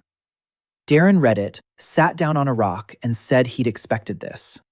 He said that this was where the screening section ended and the passage section began. He said they'd been thrown down here. He said only those who'd paid were allowed to go up. He said they had 9 people and not a single entry code among them all. Hesk Dorn said that over the past 9 years he'd led 30 squads through these gates, and that each time the house had paid for the entry code. He said it had never cost less than 40 brands. He said they had his purse, but that no one here would accept it because they didn't trade here. Here, they presented credentials. Mira Keld approached the gate, placed her palm on the door, and tried to pass through. The gate didn't notice her at all. The door didn't budge. She returned and said that, to the gate, she was neither a person nor a participant, and that she could enter but couldn't open it. Darren sat by the gate all night. He went through everything he had. The right to one objection lay cold in his left hand, and he could not object to the gate because the gate's line concerned not him, but everyone. The evidence was in the case file, and the case file did not open the doors. The blank seal was occupied by someone else's entry, and he had no intention of tampering with it. He remembered the table of sparkles on the 41st level and realized something sinister. The table transcribes any line presented to it, and before reaching the table, there are 21 tiers, and the very first door along that path requires the very line he wanted to obtain there. He said this aloud to Otkrev and added that it had been arranged on purpose. He said that whoever built this tower didn't want anyone to ascend from below. Before dawn, Mira Keld returned from the platform, and she returned quickly. She said there was someone behind the gates. She said she had gotten very close and heard voices. Darren asked how many there were. She replied that there were 7. She said that one of them had been cursing for the past 2 hours, repeating the same thing over and over. She repeated word for word what she had heard. The man was shouting that he had paid for the 21st tier and that he wouldn't budge until the check was removed from him. Darren very slowly got to his feet. He walked over to the gates, pressed his ear against the stone, and listened for a long time. Then he stepped back, sat down, and laughed. Laughed for the first time in 30 days, and it was a dark laugh. Otkrev asked what was so funny. Darren replied that behind that door sat the man who had cast him aside. He said that the man had been sitting there for 19 days and couldn't get up because an entry position check was hanging over him. He said that he himself had triggered that check with his voice in the 6th tier gallery. He said that now they had exactly one thing that Tyron Voss needed more than life itself. He said that they had 9 witnesses to his entry. The laughter died down quickly. Darren stood up and said that beyond the gates lay not salvation, but a bargain, and that they would have to strike that bargain without a single map, except for one. He said the map was a good one, and that there wouldn't be another like it. He said that Tyron Vost was sitting there with 6 men and money at home, and that money didn't work here. Witnesses did. He said they needed to figure out exactly how much the other side was willing to pay. He ordered Hesk Dorn to speak first, because Hesk Dorn had worked for that house and knew their ways. Hesk Dorn approached the gates and announced his name loudly. They answered a minute later. It wasn't Tyron who answered. It was the gatekeeper, Jarn Ovek. Jarn Ovek had stood at these gates for 11 years. He was a long-serving member of the transport division, and the gates were his whole life. He asked who was speaking from the other side. Hesk Dorn replied that it was a guide with 9 participants. Jarn Ovek replied that there were no participants on the lower side. He said that only the cast-offs were on the lower side, and that the cast-offs never entered the walking division. He said this without malice. He said it as one might talk about the weather. Darren pushed Hesk Dorn aside and spoke himself. He did not argue about the consumption. He named the date. He named the time. He announced that participant Tyron Vost had entered through the upper gate that day and descended 15 tiers below his own entry row. He announced that an investigation had been opened based on his statement, and that the statement had been made in the 6th tier gallery in the presence of 7 witnesses. He announced that all 7 witnesses were now standing on this side of the gate. It grew quiet behind the gates. The silence lingered for a long time. Then the voice of Yarn Ovek said he asked for the last statement to be repeated. Darren repeated it. Then Tyrion Voss spoke up. He spoke quickly and spoke too loudly. He said he was ready to discuss the matter. And that's when the bargaining began, and it lasted 4 hours. Darren conducted it through the stone and couldn't see his counterpart's face, which worked to his advantage. He laid out the condition immediately and laid it out in full. The 9 people on this side would testify that participant Tyrion Voss had descended with the guide's knowledge and within the scope of official duty. Such testimony closes the investigation. In return, Tyrion Voss opens the entry log and adds the 9 people to his own entry as escorts. Tyrion Voss replied that it was impossible to add non-residents to his entry. Darren replied that it was possible and explained how. He said that the house's entry log allows for up to 12 escorts and that the house enters the escorts' names itself without the chamber's involvement. He cited the relevant clause. Hesk Dorn confirmed from over his shoulder that this was true and that this is how porters are entered. The standoff lasted 2 hours. Tyrion Voss demanded that they move forward. Darren demanded that they open the door. Neither moved. Then Tyrion Voss made a mistake. He lost his temper and shouted that he'd let them all rot at that door and that he was better at waiting. Darren replied very calmly, answering with a single sentence. He said that the entry position check had no time limit and that a person under inspection does not go up, down, or leave the tower. He said that they would indeed be waiting together. He said that for the 9 of them, it made little difference because they weren't outside anyway. He said that for the House of Voss, it did make a difference. He said that the house was expecting an heir from the marching division with trophies for the winter reckoning, and that instead of trophies, the house would receive a verification document. The gate began to move 40 minutes later. It opened a third of the way and stopped.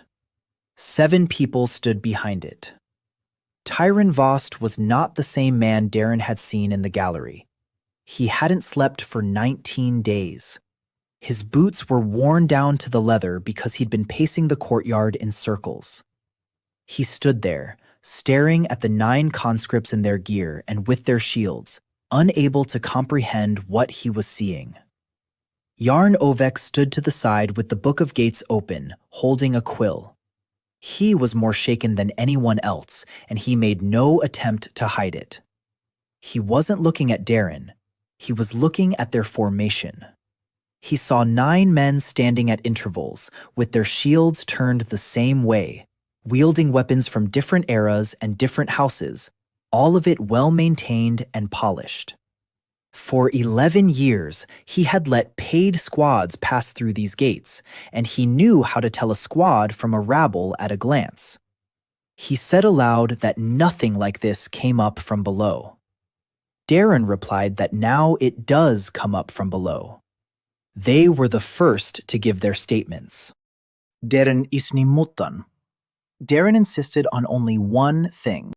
He demanded that the statements and the entry in the register be made simultaneously and be recorded by Yarn Ovek, not by a man of the Voss house. Tyrion Voss agreed. Yarn Ovek recorded 9 names in the gatebook. He reached Mirakeld, paused, and said he couldn't record her because he couldn't find her listed anywhere. Darren replied that there was no need to record her. He said she would pass through anyway. Yarn Ovek looked at the girl, who wasn't listed, made a mental note, and said nothing. Then he closed the book and spoke a phrase that Darren would remember for a long time. He said that over the course of 11 years, he had entered 4,000 names into this book, and that this was the first time he was recording those who had come from below. He said he didn't know if that was good or bad. He said he would record it as it was. The gates opened fully. The 21st tier was different. That became clear within the first 100 steps. It was bright here. The walls here were hewn smooth, and marks left by previous expeditions, the names of houses and dates ran along them. There were stone benches here and running water. A board listing the guide's rates hung on the wall here. Otkrev stopped and stared at the board for a long time, then said that down below, people were killed for water like this. Darren replied that people were killed down below, too. He said that all of this was built on the premise that the lower 20 levels existed separately and that it was not customary to speak of them. He said that now they had come to a place where it was not customary to speak of them and that they would be the ones to speak. Tyron Vost went straight up with his 6 men and didn't look back. Hesk Dorn watched him go and said he'd be back. He said he'd known this house for 12 years and that the Vost house never left behind those who'd had them by the throat. He said he'd return, not alone and not with mercenaries. He said he'd return with the paperwork. Darren replied that he was counting on it and that they'd still be faster up to the 41st tier. He was off by 8 days. And right there, their victory immediately turned into a problem bigger than themselves. For the first time on the entire journey, the 9 conscripts were assigned a shift. They were registered by their escort in the Vost house's entry log. This granted them access to the 21st tier and, on paper, made them residents of that house. According to the rules, the escort is responsible for the employer, and the employer is responsible for the escort. Anything Tyrann Vost does above the 21st tier will also fall on them. Everything they do will fall on the house. Darren explained this to his people at the very first stop and explained it honestly. Otkrev asked why they had agreed to it then. Darren replied that the door was locked and there were no other keys. He said he took what was offered and that he saw the price right away. He said the price was that now they could be killed by someone else's hand, and it would be legal. The second consequence came that same evening, and it came from above. Yarnovek closed the Book of Gates and sent the daily report. The report went to the Overseer's office and the Chamber of Records, just as it had for the past 11 years. It contained an entry about 9 who had entered from below. 300 versts away, on a large review table, that line lay next to the file that Magister Olventar had been compiling. He read it that morning and realized that the expendable was not only alive, but had transferred to the mobile division, legally, and under the names of his own allies. He realized that in 20 tiers, the individual would be at the table of verification. He issued his 3rd order of the month, this time in writing and signed with his own hand. He demanded that the case of nonconformity be transferred from the tower to the chamber immediately and ordered it closed before the participant reached the 41st tier. He did this in a hurry. He did not notice that he was signing a document listing all 6 discrepancies in a row, and his own signature now appeared beneath their complete list. In 11 days, that signature would be read aloud. The third consequence came from a direction from which it was not expected at all. 200 versts from the tower, along the eastern road, 2 people were traveling. Khan Isla rode ahead, carrying in a chained case the first-degree authorization order that he had failed to carry out. Vela Ern rode behind him, carrying her worksheet from the day of gathering, marked with a check in the very far right corner. They had been riding for 11 days, passing 2 checkpoints and changing horses for their own. Khan Isla hardly spoke at all during the journey. On the 11th evening, he said one thing to her. He said that over the course of 11 years, he had resolved 40 discrepancies, and that he had resolved all 40 by eliminating a person. He said that not once had he asked himself whose paperwork was at fault. He said he wasn't going to save the expendable one. He said he was going to the Table of Spark because it was the only place where a rewrite took effect immediately and where it was impossible to backdate a rewrite.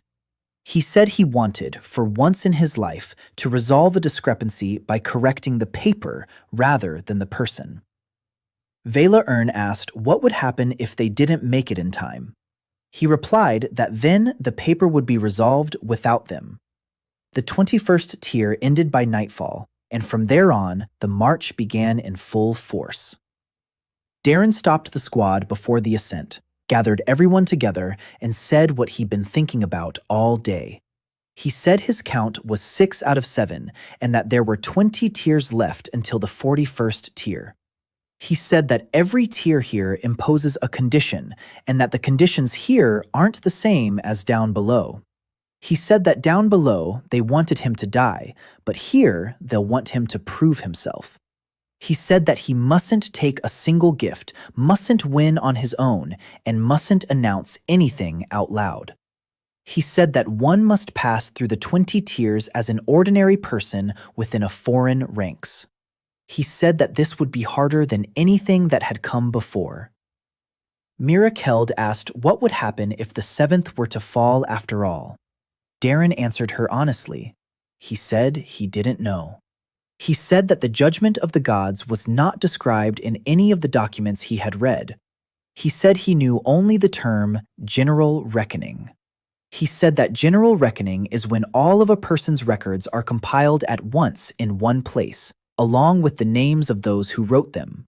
He said that if this were true, the inquiry wouldn't kill him immediately. It would ask questions. He said that was the only thing he was counting on. The 22nd tier opened at dawn.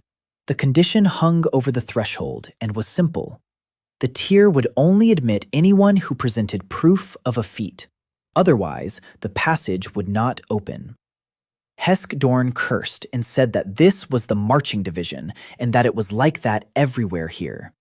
He said that the mercenary squads brought back the heads of creatures and trophies and that no one was allowed through without a trophy. He said they didn't have a single trophy because everything they'd taken down below was considered expendable. Darren looked at the line and remained silent.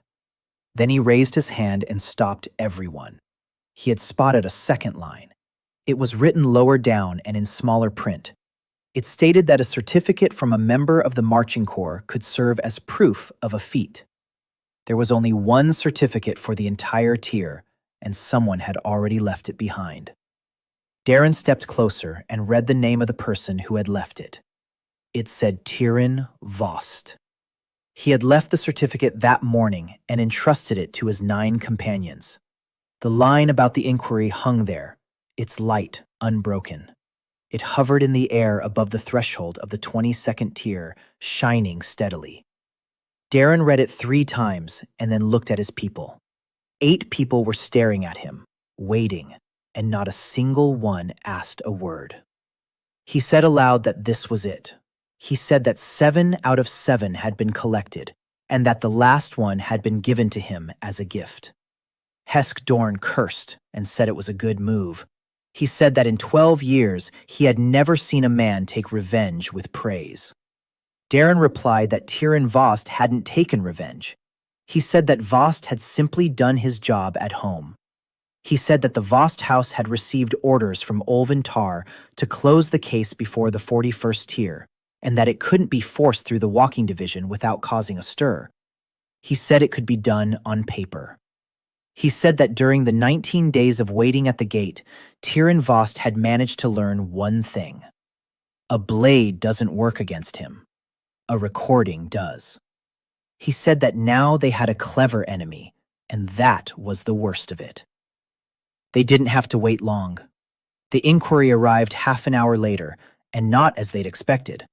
The wall didn't open, and no one came down. It was just that, at some point, the corridor on the 22nd tier ceased to be a corridor.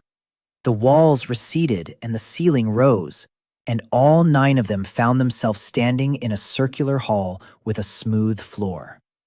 This hall hadn't been in the tower a minute ago. Otkrev raised his shield. Darren told him to lower it and said that a shield wouldn't help here and wouldn't be needed. 8 tall slabs stood in a circle around the hall. An open book lay on each slab, and the books were made of the same stone as those on the 5th tier. Not a single person, not a single voice. Darren walked along the slabs, reading the titles as he went. The first book, The Gathering's Verdict. The second, The Convoy's Itinerary. Third, The Tower's Entry Book. Fourth, The Book of Levels. Fifth, the case of the discrepancy. Sixth, the overseer's register. Seventh, the book of the upper gates. The eighth was blank and untitled. He stopped at the eighth and stared at it for a long time. Then the first question arose. It appeared as a line in the middle of the hall, and it appeared slowly. The line stated that the general verification had begun. The line stated that the participant was required to confirm one of the three entries as the primary one. The line stated that after confirmation, the other two were to be excluded. And it was here that Darren fully understood the mechanism of the trap. The inquiry hadn't come to kill him. The inquiry had come to set him straight. It demanded a choice: alive, dead, irrelevant. Any answer would remove 2 extra sheets from him and make him an ordinary person with a single line. He would lose his step outside the count, his choice of face, the winner's share for defeat, and the right to object. He would have remained expendable on the 22nd tier of the marching division, in a stranger's line at the Vost house, with 8 people on his hands. He would have remained alive. He said this aloud to his own people and said it plainly. Mira Keld asked why he wouldn't choose. She asked this without challenge. She said that for 31 days he'd been dragging them upward, and that if he chose a survivor, they'd at least be able to continue as a regular squad. Darren replied that a regular squad of 9 expendables on the walking section survives for 4 days. He said it wasn't strength that was keeping them up there. What was keeping them there was the fact that he couldn't be counted. He said that the moment they counted him, they'd record him as expendable and send him back down, and there would be no 41st tier. He said he wouldn't choose. He sat down on the floor in the middle of the hall and began to think. He thought for 40 minutes, and no one bothered him. Then he stood up and began to speak, and he wasn't speaking to his own people. He spoke to the entire hall. He announced that he was confirming one entry as the primary one, and that he was naming it. He said that he was declaring as the primary entry the one that does not exist. He said that he was confirming the entry of the non-existent. The hall was silent. Darren went on to explain, speaking loudly and point by point, just as he had explained everything in his life. He said that the exclusion of other entries was based on the primary one. He said that the primary entry was not listed in any book. He said that a non-existent entry could not serve as the basis for exclusion. He said that, therefore, the exclusion could not be carried out and that the reconciliation could not be completed. He called this an impasse and named it aloud by its name. He fell silent and waited. The line above the hall flickered, went dark, and lit up again. It reported that the confirmation had been accepted and that the reconciliation had been suspended for an insurmountable reason. It reported that the case was being referred for review. It reported that the review would take place at the reconciliation table in the presence of all signatories. And that was when everything changed. Darren stood there, staring at the message, and slowly realized what had happened. He hadn't evaded the inquiry. He had redirected it to the very place he himself had been heading for 31 days. He had obtained a legal basis for being at the verification table. Moreover, he had earned the right to demand that everyone who had signed the documents in his case appear there. He said this aloud in a low voice.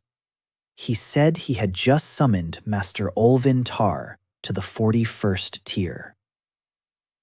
Hesk Dorn sat down on the floor and said he hadn't heard anything like this in 12 years. He said the clerk had summoned the chambermaster with a summons. Ott Krev asked if the man would come. Darren replied that he would definitely come. He said that the signatory could not fail to appear because the signatory's failure to appear would mean admitting the document was tainted. He said that Tar knew this better than anyone, and that was precisely why Tar would now do everything in his power to prevent the hearing from taking place. He said there were 19 tiers up to the 41st tier, and that they would be killed, all 19 of them. The hall folded back into the corridor. The eighth book closed on its own. Next came 9 days, which unfolded in 4 segments.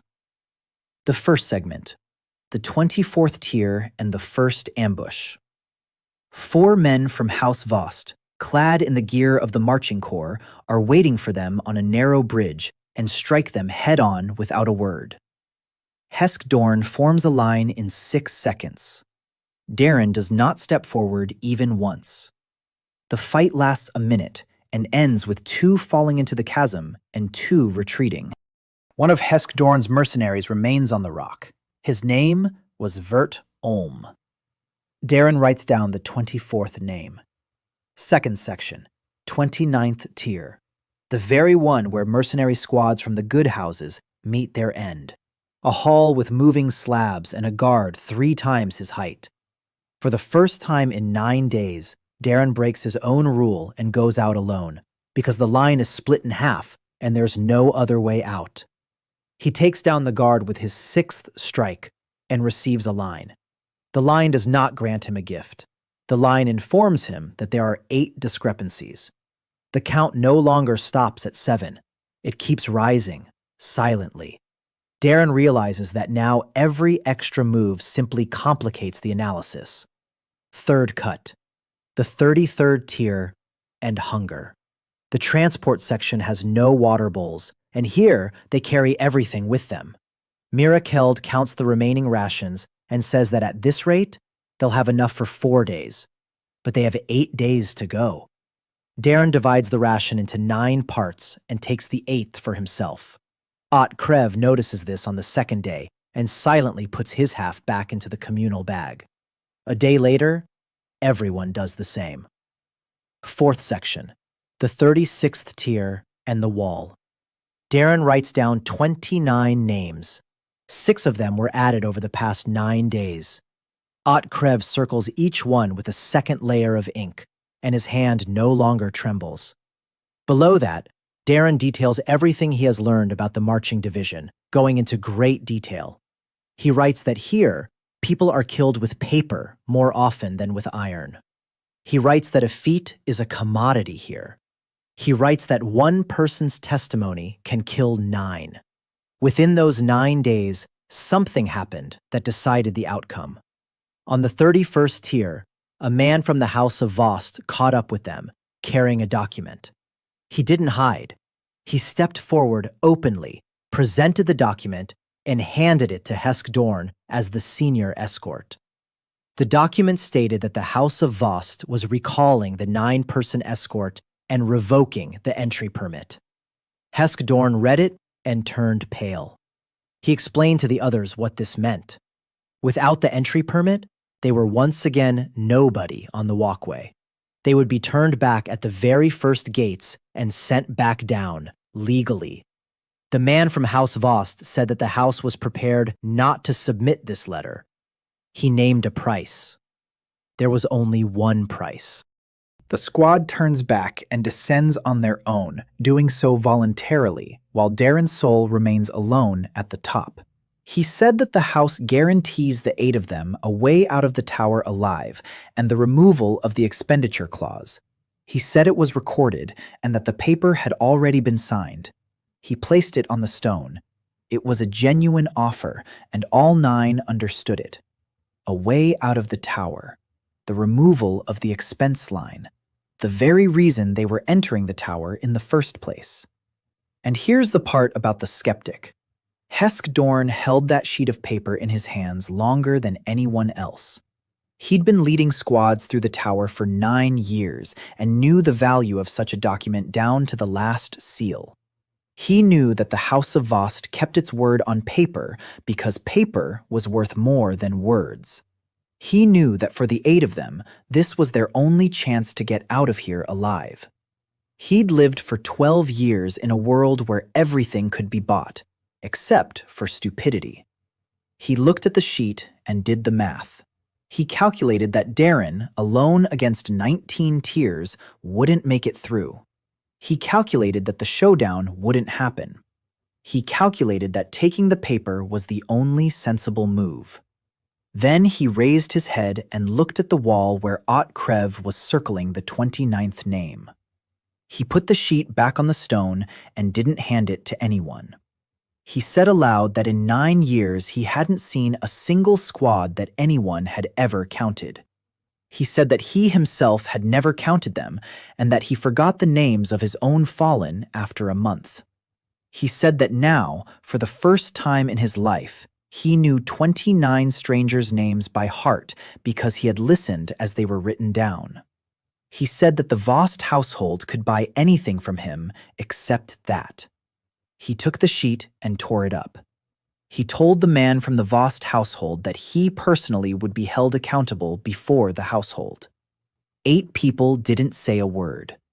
No one reached for the scraps of paper. Krev finished writing the name and circled it. The man from the Vost house went downstairs and left calmly, saying one thing as he departed. He said that the paper wasn't an offer, but a test. He said that now the house knew there was no one to trade with.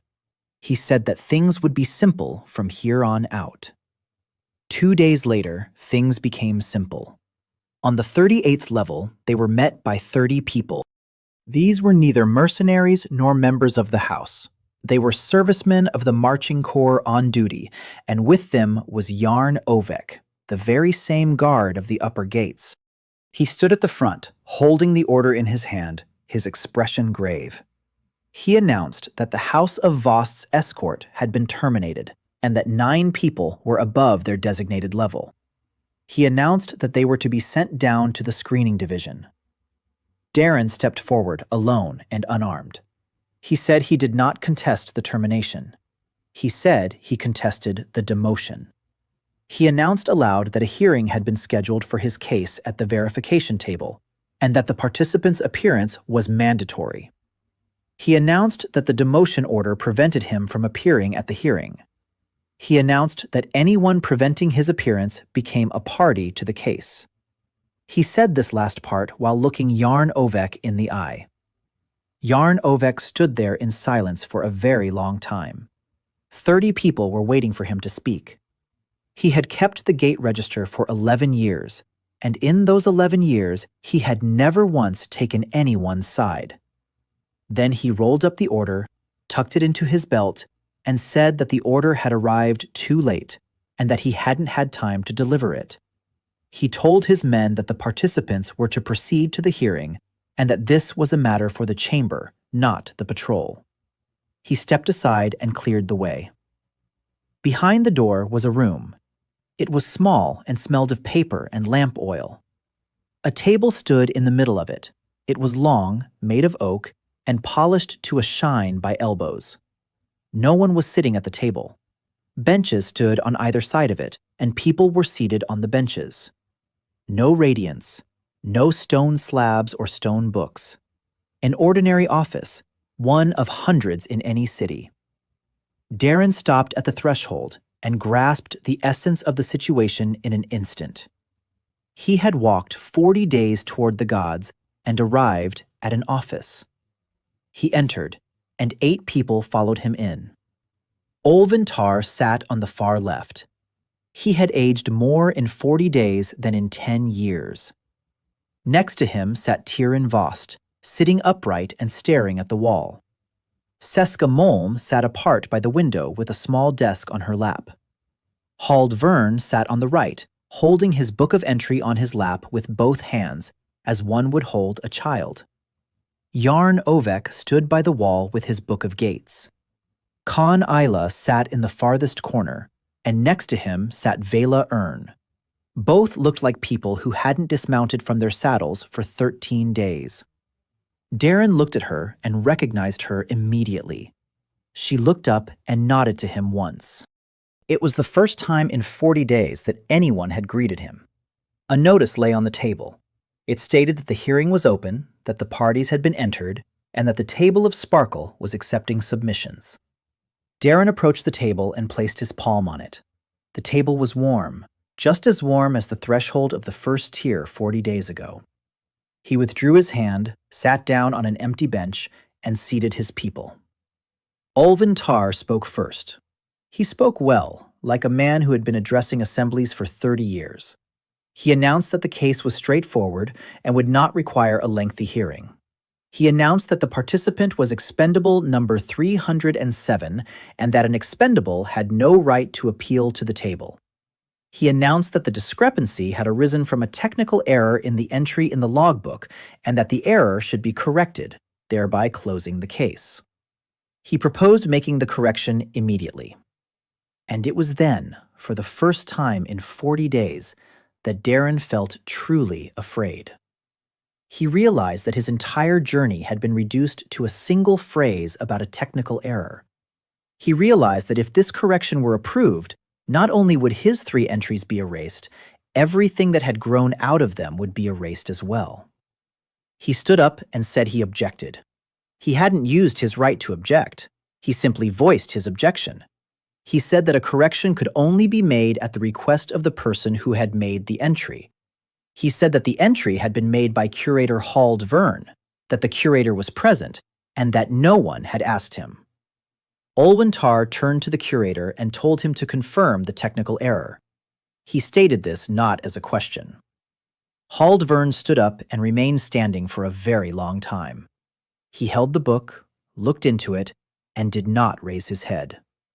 He had served for 9 years, and 4,118 expense entries had passed through his book, yet he did not remember a single face. He was the man who had said that expenses are recorded, not remembered. He opened the book to the right page and began to speak, but his voice broke on the second word. He said there was no error. He said he had entered those 3 lines deliberately because the clerk had insisted on the entry and because the 3 pieces of information did not match. He said he remembered entering them and remembered doing so out of boredom. He said he was ashamed of it. Then he turned the page and began to read aloud, name by name, what he had been transcribing for the past month. He read the names of the expendables from the bottom of the book. He read the 12 names of the group that had arrived 40 days ago. He reached the names that matched those written in charcoal on the wall of the 20th tier. Olvin Tar ordered him to stop. Haldvern did not stop. He said that he was reading his book, and that his book was his responsibility. He finished reading, sat down, and rested his hands on the page. Darren looked at him and suddenly realized that this man was doing the one thing for which he himself could be erased, and he was doing it because of a single evening in the archives. Jarn Ovek spoke next. He spoke briefly. He produced the Book of Gates and read aloud the entry regarding the 9 who had entered from below. He confirmed that he had recorded them in his own hand, that he had done so lawfully, and that he had received the order to descend too late. He said that in 11 years he could not recall another instance of anyone ascending from below, and that he did not consider this a mistake. He said he considered it a fact. Olvin Tar moved on to the 3rd witness, and he did so abruptly. He announced that the participant had repeatedly interfered with others' records and cited the incident involving Tyrion Vost. He stated that the participant had falsely claimed a discrepancy in order to halt the lawful ascent of a person with a paid slot. He asked Tyrion Voss to confirm this. Tyrion Voss stood up. He did not look at Darren. He looked at Olvin Tar and kept looking at him for a long time. He said he confirmed it. He said that a statement regarding his situation had been made and that he had been detained for 19 days. Then he fell silent and stood there for a few more seconds. Then he spoke the second half of his statement, saying it loudly. He said that the statement was true. He said that he had indeed descended from the 21st tier to the 6th, and that he had done so of his own free will. He said he had descended to kill the man whom he himself had struck from the list of the living at the assembly. Olvin Tar rose from the bench. Tyrion Vost continued, speaking quickly because he was saying what he had been holding back for 40 days. He said that the 41st sheet at the assembly had been tampered with. He said that his house had paid for the tampering. He named the amount. He said that after that, he received an order to close the case up to the 41st tier, that the order had been given verbally by the magister, and that he had carried it out for 40 days. He said that he had killed a man named Toyd Ants on the 6th tier solely to provoke Darren. He sat down and covered his face with his hands. Darren looked at him and felt neither triumph nor gratitude. He understood why the man had spoken up. He hadn't spoken out of remorse. He had spoken because he'd spent 19 days in solitary confinement under observation and had learned the hard way what happens to a man whose record has been tarnished. And that was when Elvintar made his final mistake. He lost his composure. He declared that the party's testimony had been obtained under duress and that the case was to be closed immediately under first-degree authority. He turned to Seska Moln and ordered her to carry it out. He ordered it aloud and in the presence of all 7 parties. Seska Moln stood up. She was about the height of a teenager and very upright, and she placed her clipboard on the table. She said that first-degree authority applies to a participant. She said that the participant is, at this very moment, a party to the hearing. She said that applying authority to a party to the hearing is prohibited.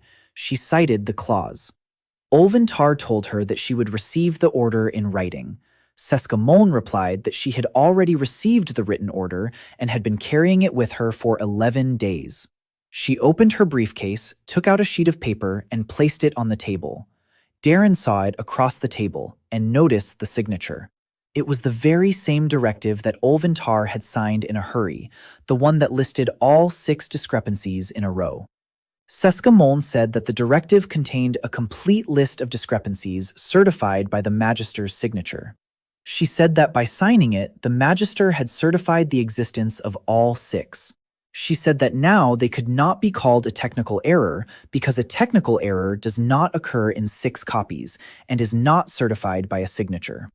She said she had submitted it to the table. The table accepted it. The line above the table flickered and updated. She reported that the discrepancies had been acknowledged as existing and that the case was moving on to determining the root cause. Olvintar sat down. He sat down heavily and did not stand up again for the rest of the session. Darren looked at the corrector who had been tormenting him for 40 days and understood nothing. He asked her directly and asked aloud. He asked why she had done it. Seska Moln answered him matter-of-factly, as one answers an official question. She said that her job was to reconcile the records. She said that for 11 years she had been reconciling them by eliminating people because it was cheaper and because the papers were clean. She said that this paper was dirty and that she had realized this on the 8th tier. She said that after he had erased the record from the girl with the disc, she went back downstairs and retrieved the archive starting with the 41st page of the collection. She said she found a tear in it. She said that after that, she went not to the tower, but to the chamber and spent 11 days obtaining a written order from the magistrate. She said she had sought it out specifically. She said she needed his signature on the list. Then she said one last thing, and she didn't say it in her official tone anymore.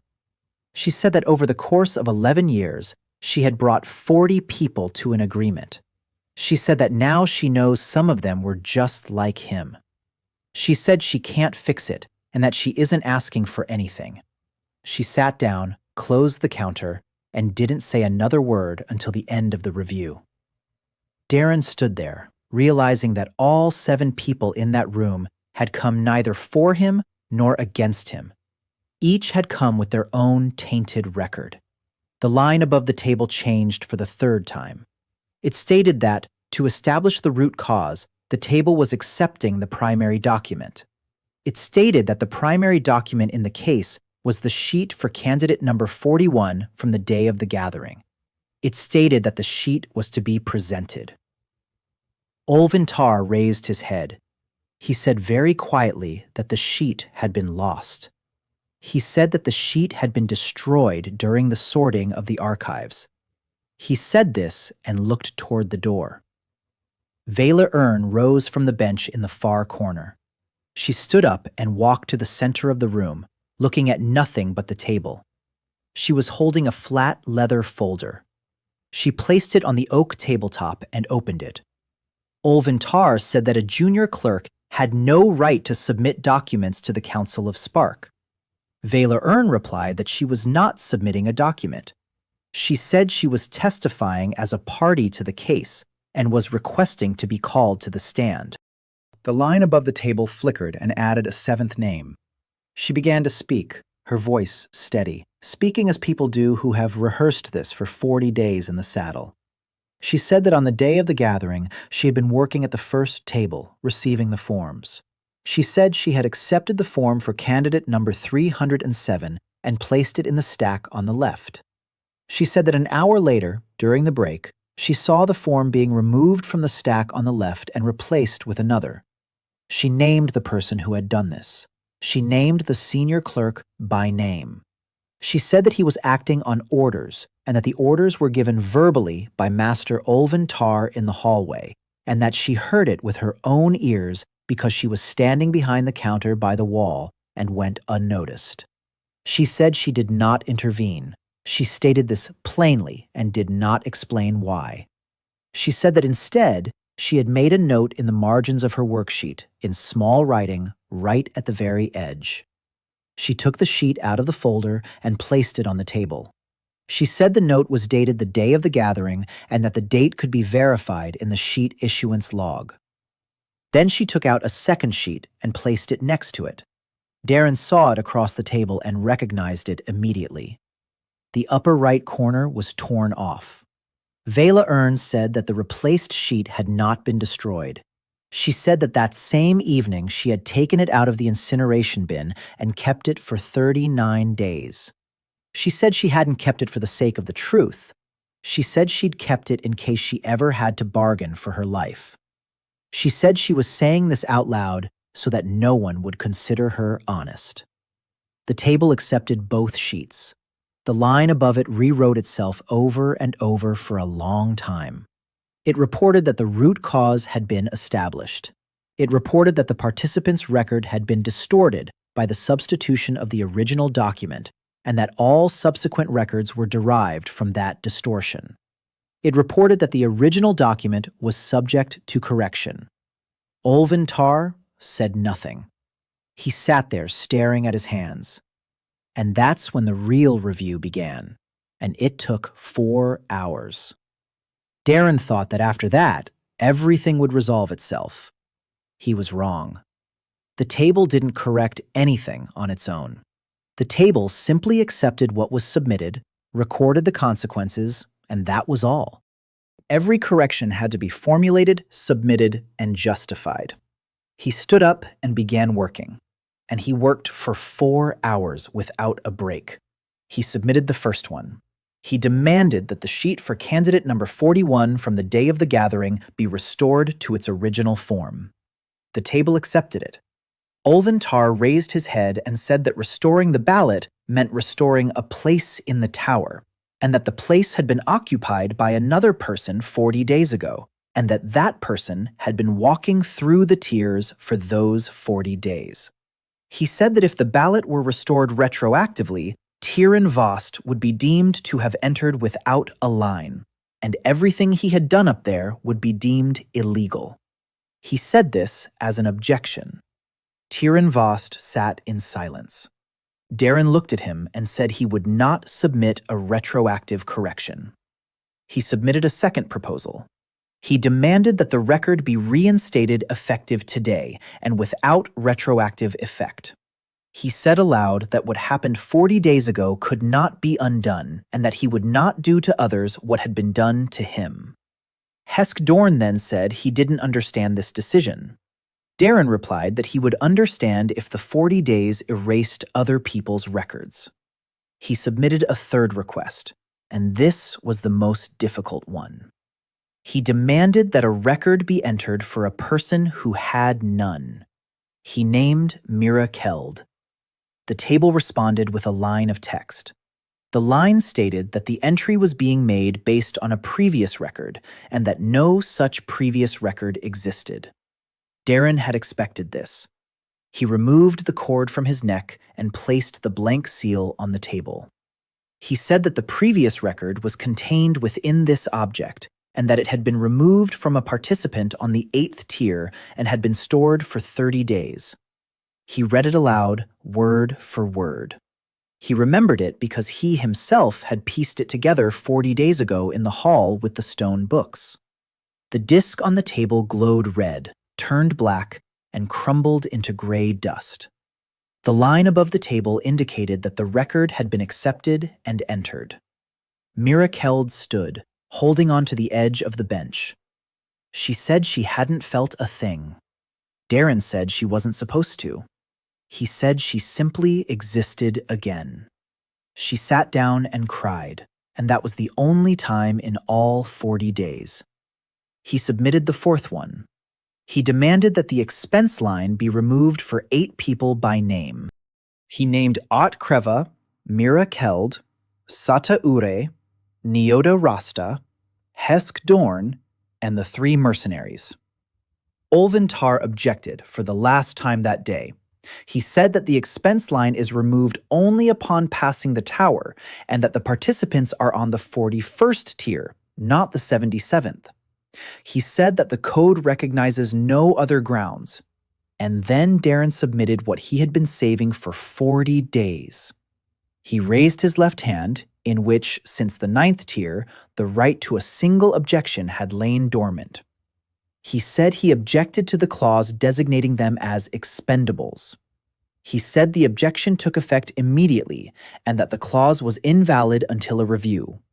He said the review was taking place now. He said he was submitting grounds and that the grounds were as follows. He named their path: 20 tiers of the screening section from the bottom, 20 tiers of the traveling section, 40 days. He said that the code did not recognize such a case because no one had ever ascended from below. He said that the absence of a precedent was not a prohibition. He said that the table accepted the submission and that he was submitting it. The table accepted it. The cold in his left hand vanished instantly, and for the first time in a month, Darren felt his left palm grow warm. The line reported that the expenditure line for the 8 participants had been removed. Ot Krev stood up, stood there for a moment, sat back down, and said nothing. Hesk Dorn said that in 9 years he had led 30 squads through the passing section, and that not once had he seen a person spend their last card on someone else's lines. 5th, Darren submitted the names. He placed on the table a scrap of leather kept by Mirakeld and named a number, 29. He demanded that all expendables whose names had been established be entered by name into the tower's book and listed as participants rather than as expendables. Olwentar did not object. He no longer objected to anything. Stoll objected. The line stated that the entry was to be made upon the overseer's recommendation. Hald Vern stood up on his own and walked over to the table with his book.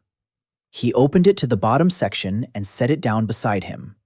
He said he was making the recommendation. He read the names aloud for half an hour, and by the 14th name his voice cracked and he continued reading hoarsely. Darren listened, staring at the wall, and closed his eyes once. There were Toyd Ants, Lash Varen, Giramon, Rove Aston, Kibe Mall, Vert Olm, and 23 others. When Haldvirn finished, Darren submitted his 6th request, and he made it brief.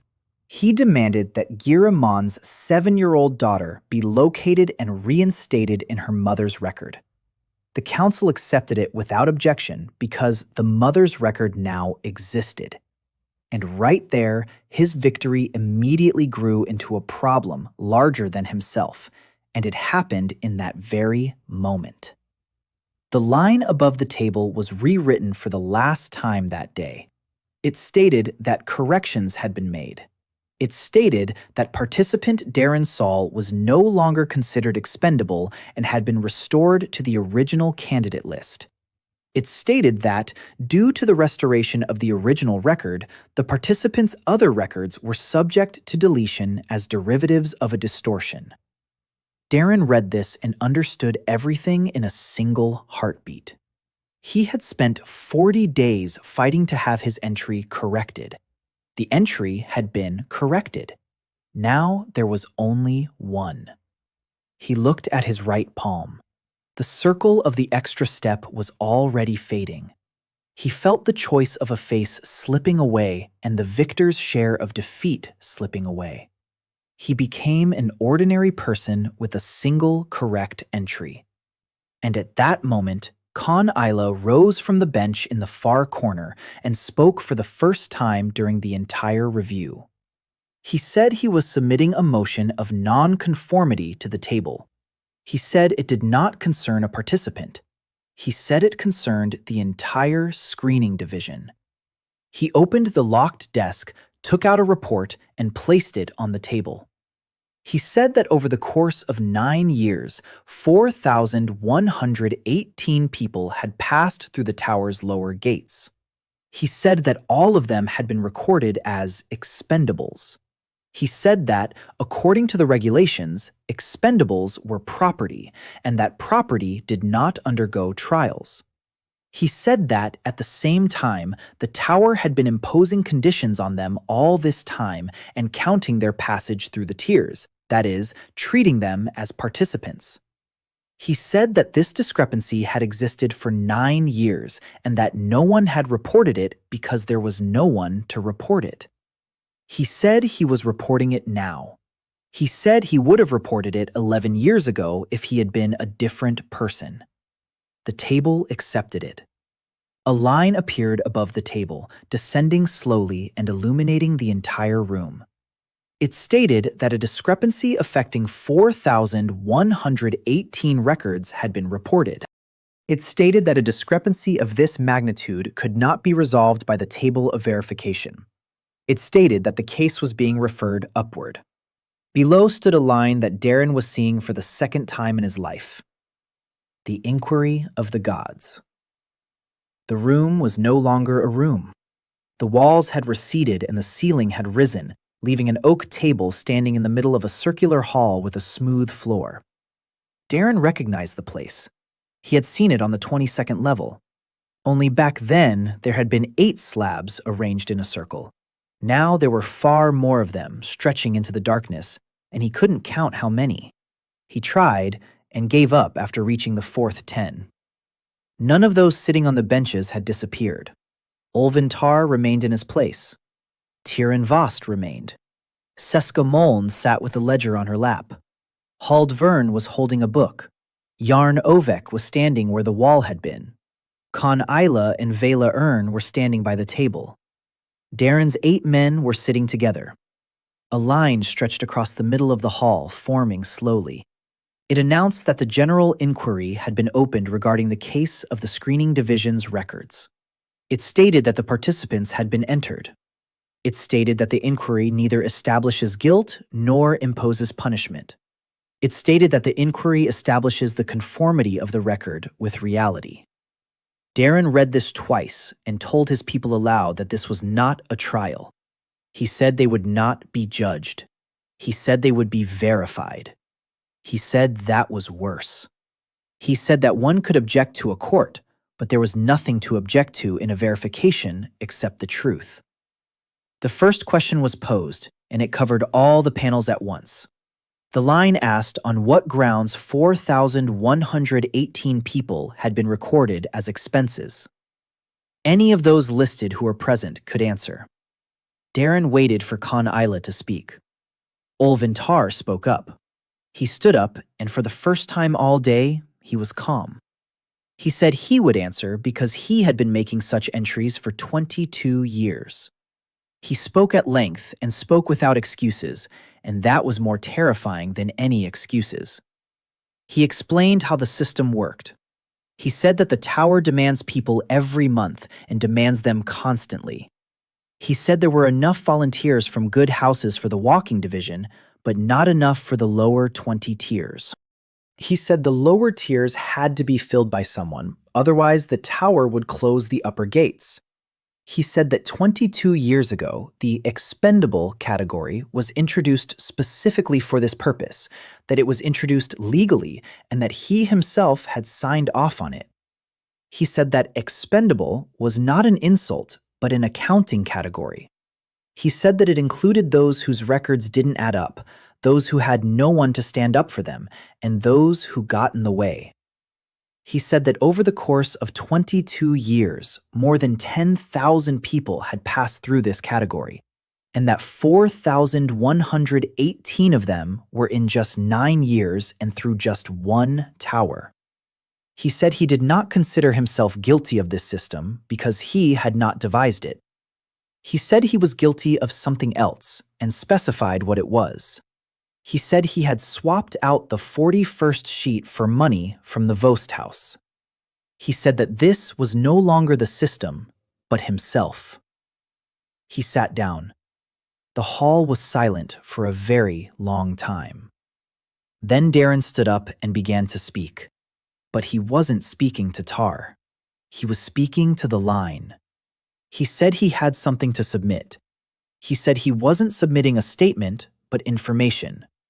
He said he had spent 21 days in the screening section and had risen from the first tier to the 20th, and that during that time he had gathered what is found in no book. He placed a scrap of Mira Keld's leather on the table. He said there were 29 names here, with dates and locations.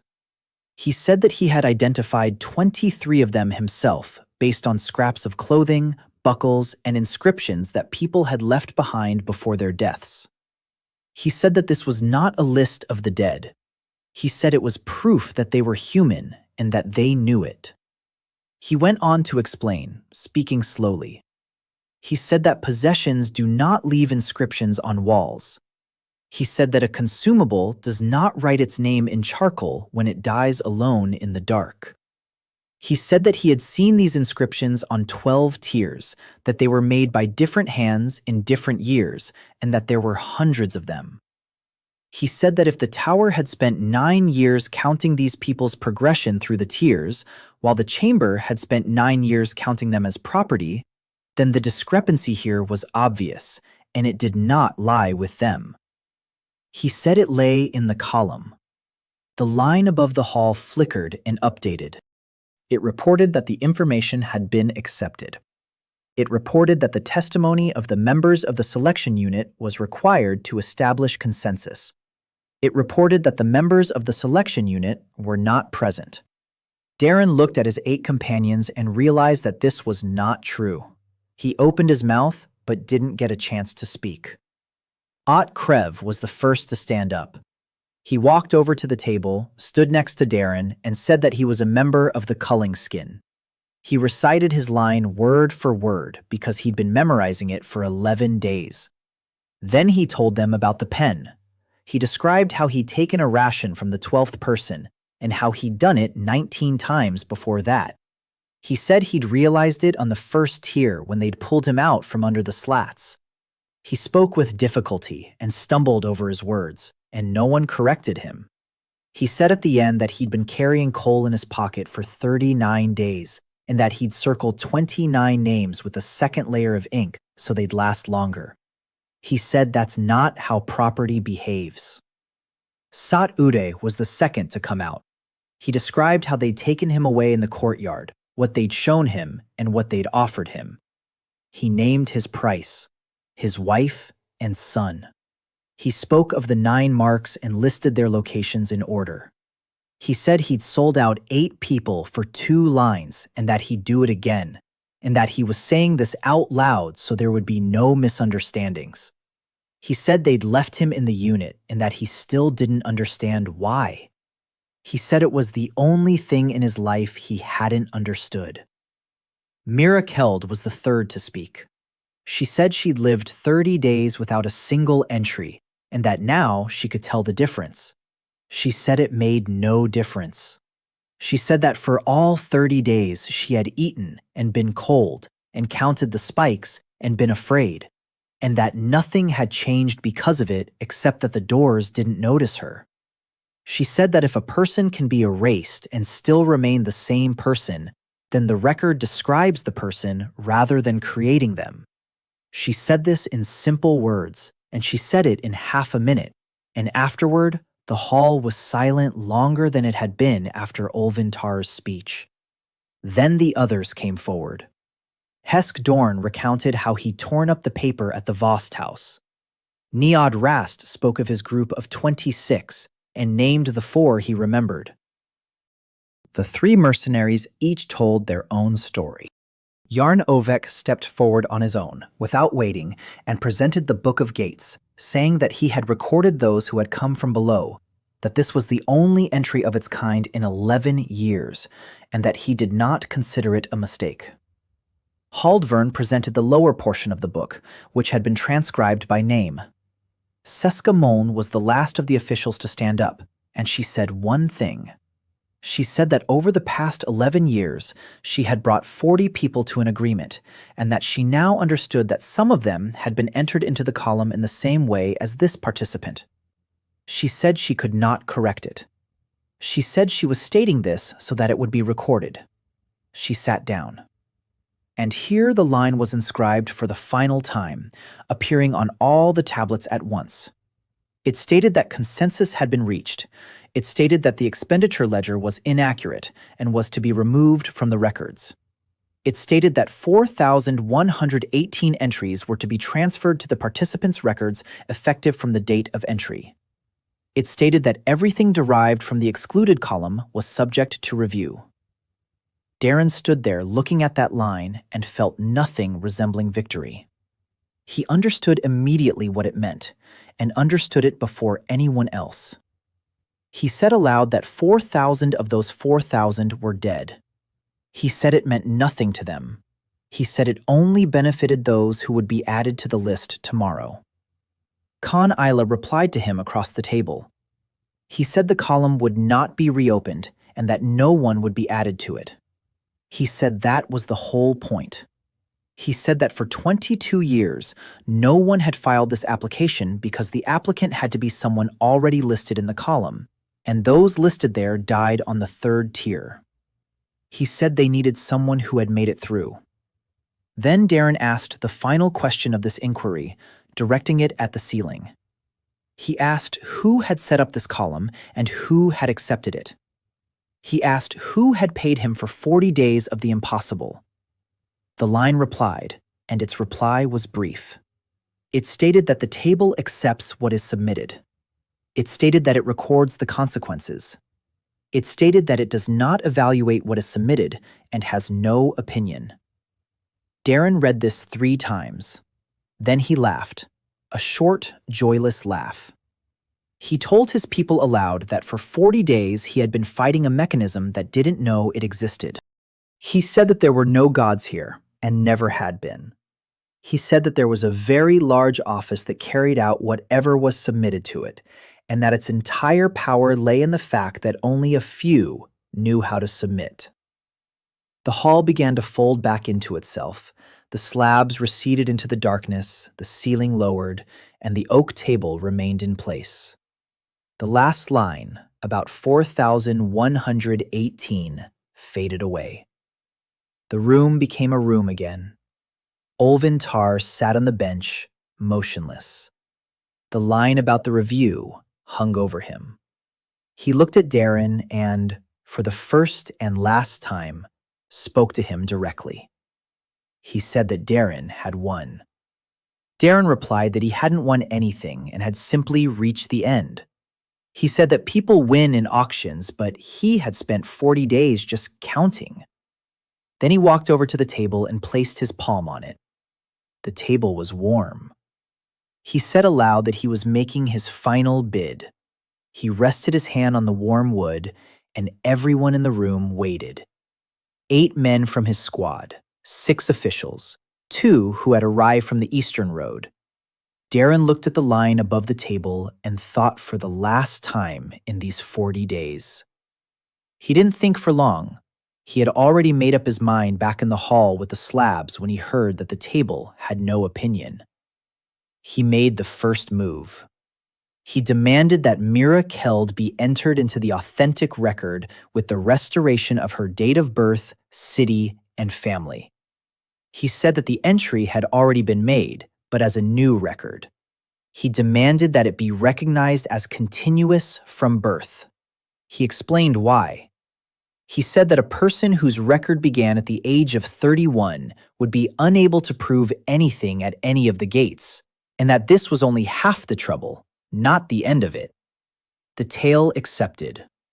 Mira Keld stood by the bench, holding onto it, and said nothing. He submitted his second motion on behalf of Sata Ure. He demanded that all marks entered against his wife and son in the case of nonconformity be removed. He said they had been entered as part of a deal, and that the deal had been made under threat of being forced into consent. Olventar did not object. Sat Ude stood by the wall, staring at the floor, and did not raise his head even once. Darren did not look at him. He submitted the third motion and spoke on behalf of Seon Garth. He demanded that the case regarding the discrepancy in the third day's waybill be closed. He explained that the highway patrol sergeant had entered a name instead of a number on the waybill, and that, under the old regulations, this constituted a violation, but under the new regulations, it did not, because that column no longer existed. He said that the man had been called in for a hearing for feeding him a second ration. The council accepted it. He submitted the fourth motion, and the most difficult one. He demanded that everyone who had passed through the lower gates over the past 9 years be entered into the tower's register, listed by name. He said that the names of 4,118 people appear in the convoy logs, the assembly's verdicts, and the chamber's archives. He said they are scattered across 3 departments and that they can be compiled. He said this is a task that will take more than a year. Haldvern stood up and said he would take charge. He said he had 9 years' worth of records and would start with them. Con Isla said he would provide the chamber's archives. Vela Earn said she knew how to compile the lists, had been doing so for 7 years, and would take on the task. The council accepted the proposal. And then Darren submitted his final proposal. He said he was submitting a motion regarding his own record. He said he was requesting that one item be added to it. He demanded that the right to present the record to the council be granted to any member of the selection division. He explained this point slowly and thoroughly. He said that the entire matter hinged on a single point, on the fact that only a handful of people know how to file a petition. He said that the category had been eliminated only because, by chance, a person had been found who had reached the 41st tier and knew how to read the code. He said that there might not be another such person for 30 years. He said that if a person down below cannot present anything, then in 22 years they'll invent a new category and give it a different name. He said he was asking for one thing, that anyone entering through the lower gates have the right to submit a petition to the table without having to ascend to the 41st tier. Olventar raised his head and said that was impossible. He said that there was only one table of sparkle, that it stood right here, and that it could not be addressed from the lower tiers. Darren replied that he wasn't asking for the table to be moved. He said he was asking that the duty to accept such petitions and forward them here be added to his own record. He said he was taking this upon himself personally, and that he was submitting this as his own provision, not as a general rule. The line above the table flickered and rewrote itself, continuing to do so for a long time. It reported that the request had been accepted. It reported that member Darren Soul was being registered as the representative of the screening division. It reported that the representative was obligated to accept requests from members of the lower 20 tiers and submit them to the table of Spark. It stated that the representative could not rise above the 41st tier.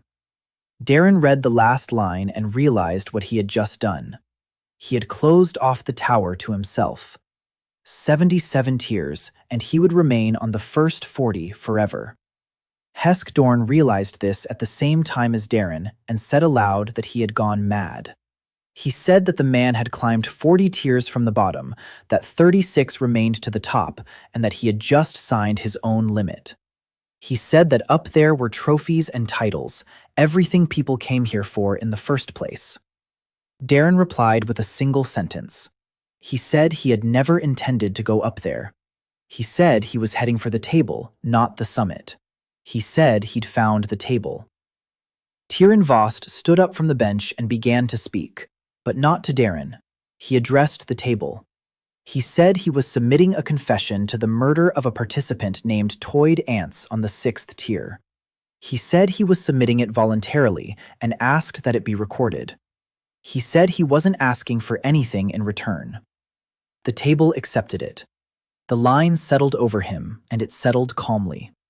Darren looked at him and, for the first time in 40 days, thought of him as a person rather than a line. He didn't forgive him. He didn't say anything to him. He simply turned away, and that was all he could bring himself to do. The review ended at 6 o'clock. The line above the table rewritten itself one last time and announced that the review was closed and that the changes made were in effect. The room remained a room. The table remained standing. People began to disperse, and they moved slowly because no one knew how to leave a place like this. Next came the descent, which took 8 days and was divided into 4 segments. First segment, the 21st tier and the upper gates. Yarn Ovek stands at the gate with his book, entering 9 people for exit, not as escorts, not as expendables, but as participants. He tells Darren that this is the first such entry in his book in 11 years, and that it won't be the last. He says he's staying at the gates. Second section, the 12th level and an oncoming party. 20 people are coming up from below, looking frightened, and one of them asks Darren how long they'll be stuck here. Darren replies that he doesn't know, and that he'll show them the wall on the 20th level. He leads them upward for 2 days and shows them the map he drew with charcoal 30 days ago.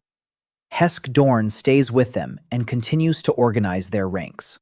He says he's taking on a new hire and that the employer is missing again. Third cut. The 8th level and the shaft. Darren descends to the bottom and finds his inscription there, with the 16th name next to it, Gira Mon, and a second line below it about his 7-year-old daughter. He doesn't stay there long. They're waiting for him upstairs, so he climbs back up. Fourth scene, the first tier and the threshold. The very same stone that had been warm 49 days ago. Darren places his palm on it. The stone is warm. He no longer sees any lines. He hadn't seen them since the moment his entry became the only one. They left through the lower gate at dawn on the 50th day. Fog hung in the courtyard. Sion Hart was waiting for them at the gate. He was standing by his empty wagon and had been standing there for a long time because his boots were wet up to his knees. He said the case regarding the missing cargo had been closed 8 days ago, that he'd been sent a document and that the document stated the waybill was correct. He said he'd been bringing people here for 19 years and that not a single one had ever returned. He said he'd come to take a look. Darren walked over, stood beside him, and told him one thing. He said that the second ration was worth more than anything else in that tower. Sion Hart didn't reply. He turned away and began fiddling with the harness. A month later, he submitted a request to be transferred to the convoy escort unit, and he was transferred. He transported shipments to the tower for another 6 years, recording each one by name. What followed was what became his ordinary life, a story that could be summed up in a few lines. Mira Keld received a continuous record and traveled south to search for Gira Mon's daughter. She found her 4 months later at an orphanage near the Mint and took her in.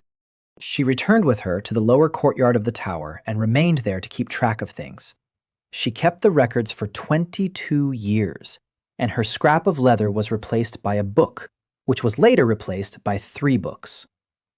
Otkrev remained at the lower gates. He greeted every group, taught them to maintain their spacing, and made them memorize their line, roughly but effectively. He died 11 years later on the 9th tier while pulling 2 people to safety, and his name was written in charcoal on that same wall and traced over with a second layer. Sat Ure left on the very first day without saying goodbye and returned to his wife and son. Darren did not look for him and did not stand in his way. 3 years later, he sent a letter to the lower courtyard containing a single sentence stating that he still did not understand why he had been left behind. Darren did not reply. Niod Rast remained permanently lame and became a scribe under the overseer, transcribing the lower section of the book for 14 years. Hald Viern kept the records by name until his death and died at this very desk. Seska Mon left the service 2 months later, and no one knew where she went. Khan Islay and Vela Ern spent 9 years compiling lists of 4,118 names. They compiled 3,940. 218 names could not be recovered and were entered as blank lines with dates and locations. Olvin Tar was removed from all review-related positions and lived another 12 years in his home. He was not executed, and no one deemed it necessary to pursue the matter. Tyron Vost served his time, was released, and left the province. Nothing more was heard of him. As for Darren Soul, he remained at the lower gates of the tower and sat there for 41 years. He took statements.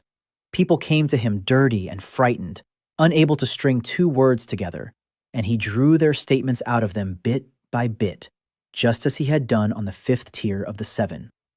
He wrote them down, submitted them, and took them up to the 41st tier, and never higher.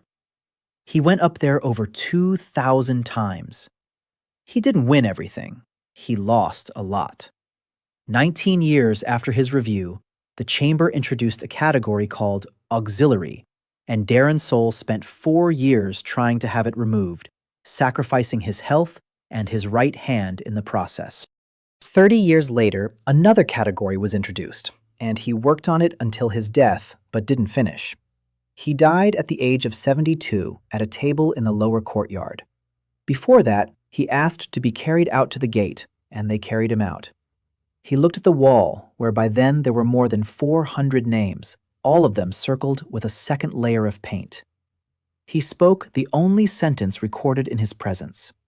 He said he regretted only one thing, that he hadn't thought to start counting sooner.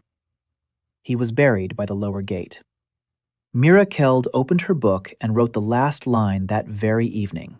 She recorded the name, the year, and the place. Then she paused and added one more line below it. She noted that he had been a participant. She put a period and closed the book.